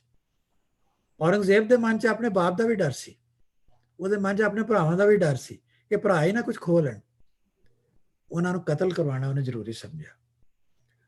ਔਰ ਸੋਸ਼ਲ ਟਾਈਟਲ ਹੈ, ਕਿਸੇ ਨੂੰ ਕੋਈ ਮਿਲ ਗਿਆ, ਖਿਤਾਬ ਮਿਲ ਗਿਆ, ਸਰਦਾਰ ਬਹਾਦਰ ਦਾ ਖਿਤਾਬ ਮਿਲ ਗਿਆ, ਖਾਨ ਬਹਾਦਰ ਦਾ ਖਿਤਾਬ ਅੰਗਰੇਜ਼ਾਂ ਨੇ ਦਿੱਤੇ, ਔਰ ਉਹਨਾਂ ਲੋਕਾਂ ਨੂੰ ਆਪਣੇ ਗੁਲਾਮ ਬਣਾ ਲਿਆ। ਉਹਨਾਂ ਦੇ ਮਨ 'ਚ ਇੱਕ ਡਰ ਪੈਦਾ ਕਰ ਦਿੱਤਾ ਕਿ ਜੇ ਤੁਸੀਂ ਸਾਡੇ ਖਿਲਾਫ ਬੋਲੋਗੇ ਤਾਂ ਇਹ ਖਿਤਾਬ ਤੁਹਾਡੇ, ਇਹ ਜਿਹੜੇ ਆਨਰ ਨੇ, ਇਹ ਟਾਈਟਲ ਨੇ, ਵਿਡਰਾ ਹੋ ਜਾਣਗੇ। ਦੇ ਕ੍ਰੀਏਟਡ ਅ ਫੀਅਰ। ਔਰ ਸਭ ਤੋਂ ਵੱਡਾ ਫੀਅਰ ਜਿਹੜਾ ਹੈ ਇਨਸਾਨ ਦੇ ਮਨ ਵਿੱਚ, ਉਹ ਹੈ ਆਪਣੀ ਜ਼ਿੰਦਗੀ ਦਾ। ਹਰ ਵੇਲੇ ਹਰ ਬੰਦੇ ਨੂੰ ਇਹ ਫਿਕਰ ਹੈ। ਸਿਹਤ ਦਾ ਖਿਆਲ ਰੱਖਣਾ ਇੱਕ ਹੋਰ ਗੱਲ ਹੈ, ਉਹ ਹਰ ਇੱਕ ਦਾ ਫਰਜ਼ ਹੈ, ਪਰ ਇਸ ਫਿਕਰ ਦੇ ਵਿੱਚ ਹਰ ਵੇਲੇ ਪਏ ਰਹਿਣਾ ਕਿ ਕਿਤੇ ਮੈਂ ਮਾਰੀ ਨਾ ਜਾਵਾਂ, ਮਰਨਾ ਤਾਂ ਪੈਣਾ, ਹਰ ਇੱਕ ਨੇ ਮਰਨਾ। We think we are here forever. No, ਜਿਹੜੀਆਂ ਪਿੱਛੇ ਗੁਰਬਾਣੀ ਦੀਆਂ ਤੁਕਾਂ ਅਸੀਂ ਪੜ੍ਹੀਆਂ ਨੇ, ਗੁਰੂ ਸਾਹਿਬ ਨੇ ਸਾਫ਼ ਕਿਹਾ ਕਿ you are not here forever, ਹਮੇਸ਼ਾ ਨਹੀਂ ਹੈ। ਤੁਸੀਂ ਰੱਬ ਨੂੰ ਭੁੱਲ ਕੇ ਉਹ ਬੈਠੇ ਹੋ, ਡੈਥ ਨੂੰ ਭੁੱਲੇ ਬੈਠੇ ਹੋ। ਤੁਸੀਂ ਜਾਣਾ ਹੈ, ਇਹ ਬੱਦਲ ਦੀ ਛਾਂ ਹੈ, ਇੱਕ ਸੁਪਨਾ ਹੈ, ਇੱਕ ਰਾਤ ਦੇ ਤੁਸੀਂ ਪ੍ਰਾਹੁਣੇ ਹੋ। You are not PR here. ਔਰ ਇਹ ਜਿਹੜਾ ਫੀਅਰ ਆਫ ਲੂਜ਼ਿੰਗ ਹੈ, ਇਹ ਸਾਰੀਆਂ ਚੀਜ਼ਾਂ ਜਿਹੜੀਆਂ ਉੱਪਰ ਮੈਂ ਲਿਸਟ ਕੀਤੀਆਂ ਨੇ, this fear of losing these things, this arises from attachments with the world. Excessive, मैं word excessive इसलिए किया है कि to some extent these things are desirable and required within a certain limit. वो लिमिट कितनी है ये हर बंदे ने आप डिसाइड करना, कोई ਉਹਦੇ ਬਾਰੇ law नहीं है। और ਜਿਹੜੀ ਸੈਕਰੀਫਾਈਸ ਹੈ, ਜਿਹੜੀ ਗੁੱਡਵਿਲ ਹੈ ਸਾਡੇ ਮਨ 'ਚ, ਸਾਨੂੰ ਸਿਖਾਈ ਗਈ ਗੁਰੂਆਂ ਵੱਲੋਂ ਸਰਬੱਤ ਦਾ ਭਲਾ, ਇਹ ਤਾਂ ਹੋਏਗੀ ਜੇ ਤੁਸੀਂ ਫੀਅਰਲੈਸ ਹੋ। ਅਗਰ ਕੋਈ ਬੰਦਾ ਫੀਅਰਲੈਸ ਨਹੀਂ, ਉਹਦੇ ਅੰਦਰ ਫੀਅਰ ਹੈ ਲੂਜ਼ਿੰਗ ਦਾ, ਉਹ ਸਰਬੱਤ ਦਾ ਭਲਾ ਨਹੀਂ ਮੰਗ ਸਕਦਾ, ਉਹ ਕੋਈ ਕੁਰਬਾਨੀ ਨਹੀਂ ਕਰ ਸਕਦਾ, ਕੋਈ ਗੁੱਡਵਿਲ ਨਹੀਂ ਉਹਦੇ ਅੰਦਰ ਹੋਏਗੀ, ਕਿਉਂਕਿ ਉਹਨੂੰ ਹਮੇਸ਼ਾ ਇਹ ਡਰ ਹੋਏਗਾ ਕਿ I may not lose this, I may not lose that. ਔਰ ਇਹ ਪੋਸੀਬਲ ਤਾਂ ਹੀ ਹੈ ਕਿ ਅਗਰ ਉਸ ਦੇ ਵਿੱਚ ਡਿਟੈਚਮੈਂਟ ਹੋਵੇ। ਔਰ ਜਿਹੜੀਆਂ ਅਸੀਂ ਗੱਲਾਂ ਕਰਦੇ ਹਾਂ ਕਿ 9 ਨਿਧੀਆਂ 9 ਖਜ਼ਾਨੇ, ਇਹ ਗੱਲਾਂ ਠੀਕ ਹੈ, ਗੁਰੂ ਗੋਬਿੰਦ ਸਿੰਘ ਜੀ ਨੇ ਇਸ ਬਾਰੇ ਲਿਖਿਆ ਹੈ ਚੰਡੀ ਦੀ ਵਾਰ ਵਿੱਚ ਕਿ ਤੇਗ ਬਹਾਦਰ ਸਿਮਰਿਏ ਕਰ 9 ਨਿਧੀਆਂ ਵੇਤਾ ਹੈ। ਇਹ 9 ਨਿਧੀਆਂ ਇਹ ਕੋਈ ਦੁਨਿਆਵੀ ਪੋਜੈਸ਼ਨਸ ਨਹੀਂ ਹੈਗੇ, ਕੋਈ ਵੈਲਥ ਨਹੀਂ ਹੈ, ਕੋਈ ਟਾਈਟਲਸ ਨਹੀਂ ਹੈ, ਕੋਈ ਟੈਰੀਟਰੀ, ਕੋਈ ਕਿੰਗਡਮ, ਕੋਈ ਗੇਨ ਨਹੀਂ ਹੈ। ਹਾਲਾਂਕਿ ਇਹਦੇ ਬਾਰੇ ਵੀ ਕਿਸੇ ਨੇ ਲਿਖਿਆ ਹੈ ਕਿਸੇ ਜਗ੍ਹਾ ਤੇ ਕਿ ਇਹ 9 ਨਿਧੀਆਂ ਇਦਾਂ ਦੀਆਂ ਹੁੰਦੀਆਂ ਨੇ, ਪਰ ਮੈਂ ਉਸ ਨਾਲ ਐਗਰੀ ਨਹੀਂ ਕਰਦਾ। ਇਹ 9 ਨਿਧੀਆਂ ਸਭ ਕੁਝ ਉਹੀ ਹੈ ਜੋ ਗੁਰਬਾਣੀ ਵਿੱਚ ਹੈ, ਜੋ ਗੁਰੂ ਸਾਹਿਬ ਨੇ ਸਿੱਖਿਆ ਦਿੱਤੀ ਹੈ। ਔਰ ਗੁਰੂ ਸਾਹਿਬ ਨੂੰ ਅੱਜ ਜਿਸ ਤਰ੍ਹਾਂ ਅਸੀਂ ਯਾਦ ਕਰ ਰਹੇ ਹਾਂ ਉਹਨਾਂ ਦੇ ਸ਼ਹੀਦੀ ਦਿਨ ਤੇ, ਉਹਨਾਂ ਦੀ ਬਾਣੀ ਨੂੰ ਸਮਝ ਕੇ ਉਹਦੇ ਅਨੁਸਾਰ ਚੱਲਣ ਦੀ ਅਸੀਂ ਸੋਚ ਰਹੇ ਹਾਂ। ਅਗਰ ਅਸੀਂ ਚੱਲ ਸਕੀਏ ਤੇ ਉਹਨਾਂ ਨੂੰ ਸਿਮਰਨ ਕਰਕੇ, ਉਹਨਾਂ ਦੇ ਬਾਣੀ ਅਨੁਸਾਰ ਚੱਲ ਕੇ, ਜੋ ਉਹਨਾਂ ਨੇ ਸਾਨੂੰ ਸੰਸਾਰ ਦੇ ਲੋਕਾਂ ਲਈ ਗੁੱਡਵਿਲ ਦਾ ਸੰਦੇਸ਼ ਦਿੱਤਾ ਹੈ, ਆਪ ਤਿਆਗ ਕੇ ਉਹਨਾਂ ਦੇ ਦੁੱਖਾਂ ਨੂੰ ਆਪਣੇ ਦਿਲ ਵਿੱਚ ਮਹਿਸੂਸ ਕੀਤਾ ਹੈ। ਸਪਿਰਿਚੁਅਲ ਜਿਹੜੀ ਐਮਪੈਥੀ ਦਾ ਇੱਕ ਉਹਨਾਂ ਨੇ ਨਵੀਂ ਗੱਲ ਕੀਤੀ ਹੈ, ਉਹੀ ਸਾਡੀ 9 ਨਿਧੀਆਂ ਨੇ। ਔਰ ਇਹਨੂੰ ਮੈਂ ਸਮਾਪ ਇਸ ਤਰ੍ਹਾਂ ਕੀਤਾ ਹੈ ਕਿ ਡਿਟੈਚਮੈਂਟ ਫਰੋਮ ਦੀ ਐਲਿਓਰਮੈਂਟਸ ਜਿਹੜੀ ਹੈ, ਉਸ ਤੋਂ ਬਾਅਦ ਜਿਹੜੀ ਅਟੈਚਮੈਂਟ ਵਿਦ ਦੀ ਡਿਵਾਈਨ ਹੁਕਮ ਹੈ, ਉਹਦੇ ਨਾਲ ਉਸ ਦੀ ਜਿਹੜੀ ਗ੍ਰੇਸ ਹੈ, ਉਸ ਤੋਂ ਅਸੀਂ ਸਭ ਬੁਰਾਈਆਂ ਤੋਂ ਬਚਦੇ ਹਾਂ। ਔਰ ਉਸ ਤੋਂ ਅਸੀਂ ਸਾਨੂੰ ਇੱਕ ਹੋਰ ਫਰੀडम ਮਿਲਦੀ ਹੈ, freedom from the fear of losing. ਇਹ ਫੀਅਰ ਆਫ ਲੂਜ਼ਿੰਗ ਉਦੋਂ ਖਤਮ ਹੁੰਦਾ ਹੈ ਜਦੋਂ ਅਸੀਂ ਸਮਝ ਜਾਂਦੇ ਕਿ ਨਹੀਂ, ਅਸੀਂ ਇੱਥੇ ਕੋਈ ਸਦਾ ਰਹਿਣ ਨਹੀਂ ਆਏ, ਇਹ ਚੀਜ਼ਾਂ ਕੁਛ ਚਿਰ ਲਈ ਸਾਡੇ ਵਰਤੋਂ ਲਈ ਸਾਨੂੰ ਚਾਹੀਦੀਆਂ ਸੀ, ਅਸੀਂ ਵਰਤ ਲਈਆਂ, ਹੁਣ ਗੱਲ ਖਤਮ ਹੈ। ਉਸ ਤੋਂ ਬਾਅਦ ਐਮਪੈਥੀ ਔਰ ਪਰਮਾਤਮਾ ਦਾ ਜਿਹੜਾ ਭਾਣਾ ਹੈ ਉਹਨੂੰ ਮੰਨਣ ਦੀ ਗੱਲ ਸ਼ੁਰੂ ਹੁੰਦੀ ਹੈ। ਔਰ ਆਪਣੇ ਸੈਲਫ ਰਿਸਪੈਕਟ ਨੂੰ, ਆਪਣੇ ਹਿਊਮਨ ਰਾਈਟਸ ਨੂੰ ਪ੍ਰੋਟੈਕਟ ਕਰਨ ਦੀ ਇੱਕ ਕਰੇਜ ਪੈਦਾ ਹੁੰਦੀ ਹੈ। ਵਾਹਿਗੁਰੂ ਜੀ ਕਾ ਖਾਲਸਾ, ਵਾਹਿਗੁਰੂ ਜੀ ਕੀ ਫਤਿਹ। ਇਹ ਮੈਂ ਸ਼ਰਧਾਂਜਲੀ ਗੁਰੂ ਮਹਾਰਾਜ ਦੇ ਚਰਨਾਂ ਵਿੱਚ ਆਪ ਸਭ ਦੇ ਨਾਲ ਗੱਲ ਕੇ ਅੱਜ ਇਹ ਸ਼ਹੀਦੀ ਦਿਨ ਦੇ ਉੱਤੇ ਆਪਣੀ ਕੁਛ ਬੁੱਧੀ ਅਨੁਸਾਰ, ਆਪਣੀ ਲਿਮਿਟਿਡ ਨੌਲੇਜ ਦੇ ਅਨੁਸਾਰ ਭੇਟਾ ਕਰਦਾ ਹਾਂ। आज से तुम प्रवान आएगी, कोई कभी रह गई होवे तो तुझसे मैंने गाइड कर सकते हो। वाहिगुरू जी का खालसा, ਵਾਹਿਗੁਰੂ ਜੀ ਕੀ ਫਤਿਹ।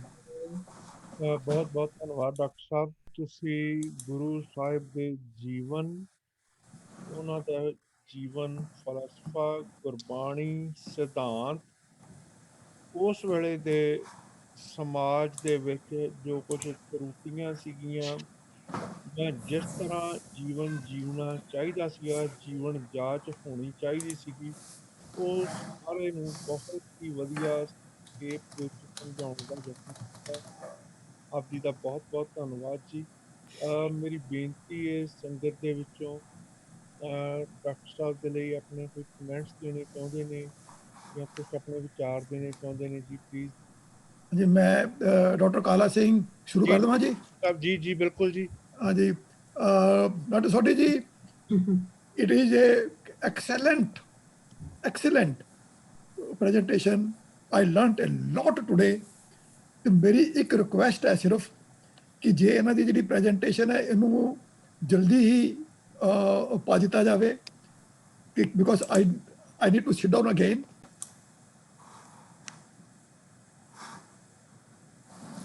ਡਾਕਟਰ ਡੀਪੀ ਸਿੰਘ ਤੁਸੀਂ ਮਿਊਟ ਹੋ ਗਏ ਹੋ ਜੀ।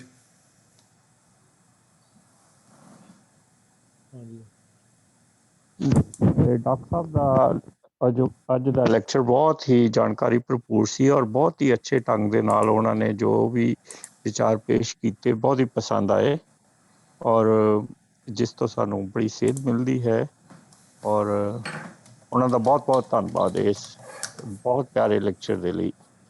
Thank you. ਬਹੁਤ ਧੰਨਵਾਦ ਜੀ। ਡਾਕਟਰ ਕਾਬਲ ਸਿੰਘ ਜੀ। ਹਾਂਜੀ, ਧੰਨਵਾਦ ਜੀ। ਵਾਹਿਗੁਰੂ ਜੀ ਕਾ ਖਾਲਸਾ, ਵਾਹਿਗੁਰੂ ਜੀ ਕੀ ਫਤਿਹ ਵਾਹਿਗੁਰੂ ਜੀ। ਜੀ ਕੀ ਫਤਿਹ। ਇਹ ਮੈਂ ਇੰਨਾ ਹੀ ਕਹਿਣਾ ਚਾਹਾਂਗਾ ਕਿ ਲਫ਼ਜ਼ਾਂ ਦੇ ਵਿੱਚ ਤੇ ਮੈਂ ਸਿਫਤ ਨਹੀਂ ਕਰ ਸਕਦਾ। ਡਾਕਟਰ ਕਾਲਾ ਸਿੰਘ ਨੇ ਐਕਸਲੈਂਟ ਸਭ ਹੈ। ਮੈਂ ਇਸ ਤਰੀਕੇ ਨਾਲ ਚਾਹਾਂਗਾ ਕਿ ਇੱਕ ਕਿਸਮ ਦਾ ਜਿਹੜਾ ਅਸੀਂ ਧਰਤੀ ਤੇ ਰਹਿਣ ਵਾਲੇ ਲੋਕ ਹਾਂ, ਜਦੋਂ ਸਾਨੂੰ ਪਹਾੜ 'ਚ ਲੈ ਜੇ ਨਾ ਕੋਈ ਬਿਯੋਂਡ ਦੀ, ਜਿਵੇਂ ਕਿਸੇ ਹੋਰ ਪਲੈਨਟ ਤੇ ਕਹਿ ਲਓ ਜਾਂ ਪਲਾਟ ਤੇ ਜਾਂ ਉਹੋ ਜਿਹੀ ਚੀਜ਼ ਹੈ, ਇਹਨਾਂ ਦਾ ਲੈਕਚਰ ਆਮ ਜਿਹੜੇ ਲੈਕਚਰਾਂ ਨਾਲੋਂ ਮੇਰੇ ਖਿਆਲ 'ਚ ਉਸ ਲੈਵਲ ਦਾ ਸੀ। ਸੋ ਇਹਦੀ ਬਹੁਤ ਬਹੁਤ, ਜਿਵੇਂ ਡਾਕਟਰ ਕਾਲਾ ਸਿੰਘ ਨੇ ਕਿਹਾ, ਸਿੱਖਣ ਨੂੰ ਬਹੁਤ ਹੀ ਜ਼ਿਆਦਾ ਸੀ। ਤੇ ਇਹ ਕਈ ਵਾਰੀ ਸਾਡੇ ਵਰਗੇ ਛੋਟੇ ਦਿਮਾਗ ਦੇ ਬੰਦਿਆਂ ਕੋਲ ਇੰਨੀ ਸਮਝਣ ਦੀ ਮੁਸ਼ਕਿਲ ਹੈ। ਇਹਨਾਂ ਦੇ ਲਿਖ ਦਿੱਤਾ ਤੇ ਸਾਨੂੰ ਸਮਝਾ ਦਿੱਤਾ। ਸੋ ਮੇਰਾ ਇਹੋ ਹੀ ਕਹਿਣ ਦਾ ਭਾਵ ਹੈ ਜੀ ਕਿ ਇਹਨੇ ਹੋਰ ਇਹਦੋਂ ਜ਼ਿਆਦਾ ਸਿਫਤ ਮੇਰੇ ਕੋਲ ਜਿਵੇਂ ਮੈਂ ਕਿਹਾ ਕਿ ਲਫ਼ਜ਼ਾਂ ਨਹੀਂ। ਤੇ ਸਵਾਲ ਤੇ ਇਹਦੇ ਤੇ ਕੋਈ ਹੈ ਨਹੀਂ, ਕਿਉਂਕਿ ਅੱਗੇ ਆਲਰੇਡੀ ਇਹਨਾਂ ਸਾਨੂੰ ਪ੍ਰੋਫੈਸਰਾਂ ਨੂੰ ਜਿਵੇਂ ਉਹ ਛੋਟੇ ਬੱਚਿਆਂ ਨੂੰ ਸਮਝਾ ਦਿੰਦੇ ਉਹਨਾਂ ਸਮਝਾ ਦਿੱਤਾ ਜੀ। ਮੈਂ ਇੱਕ ਛੋਟਾ ਜਿਹਾ ਕਮੈਂਟ ਕਰਨਾ ਸੀ ਕਿ ਮੈਂ ਇੱਕ ਜਿਹੜੇ ਸਾਡੇ ਪ੍ਰੈਜੈਂਟੇਸ਼ਨ ਕੀਤੀਆਂ ਸੀ ਨਾ ਉਹਨਾਂ ਦੇ ਬੇਸ ਜਿਹੜੇ ਆਰਟੀਕਲ ਤੇ ਸਾਡੇ ਤੇ ਬੇਸ ਸੀ ਨਾ, ਇੱਕ ਦਿਨ ਮੈਂ ਅੱਗੇ ਭੇਜਿਆ ਸੀ ਪਾਠ ਵਾਲਾ ਤੇ ਅੱਜ ਮੈਂ ਉਹ ਭੇਜਿਆ ਸੀ ਦਸਤਾਰ ਵਾਲਾ। ਤੇ ਉਹਦਾ ਪਰਪਸ ਇਹੋ ਹੀ ਆ ਕਿ ਜੇ ਸੰਗਤ ਚਾਹਵੇ ਤੇ ਅੱਗੇ ਆਪਣੇ ਕਿਤੇ ਵੀ ਸ਼ੇਅਰ ਕਰ ਸਕਦੇ ਆ। ਧੰਨਵਾਦ ਜੀ ਬਹੁਤ ਬਹੁਤ ਡਾਕਟਰ ਭੱਟੀ ਸਾਹਿਬ ਦਾ ਤੇ ਬਾਕੀ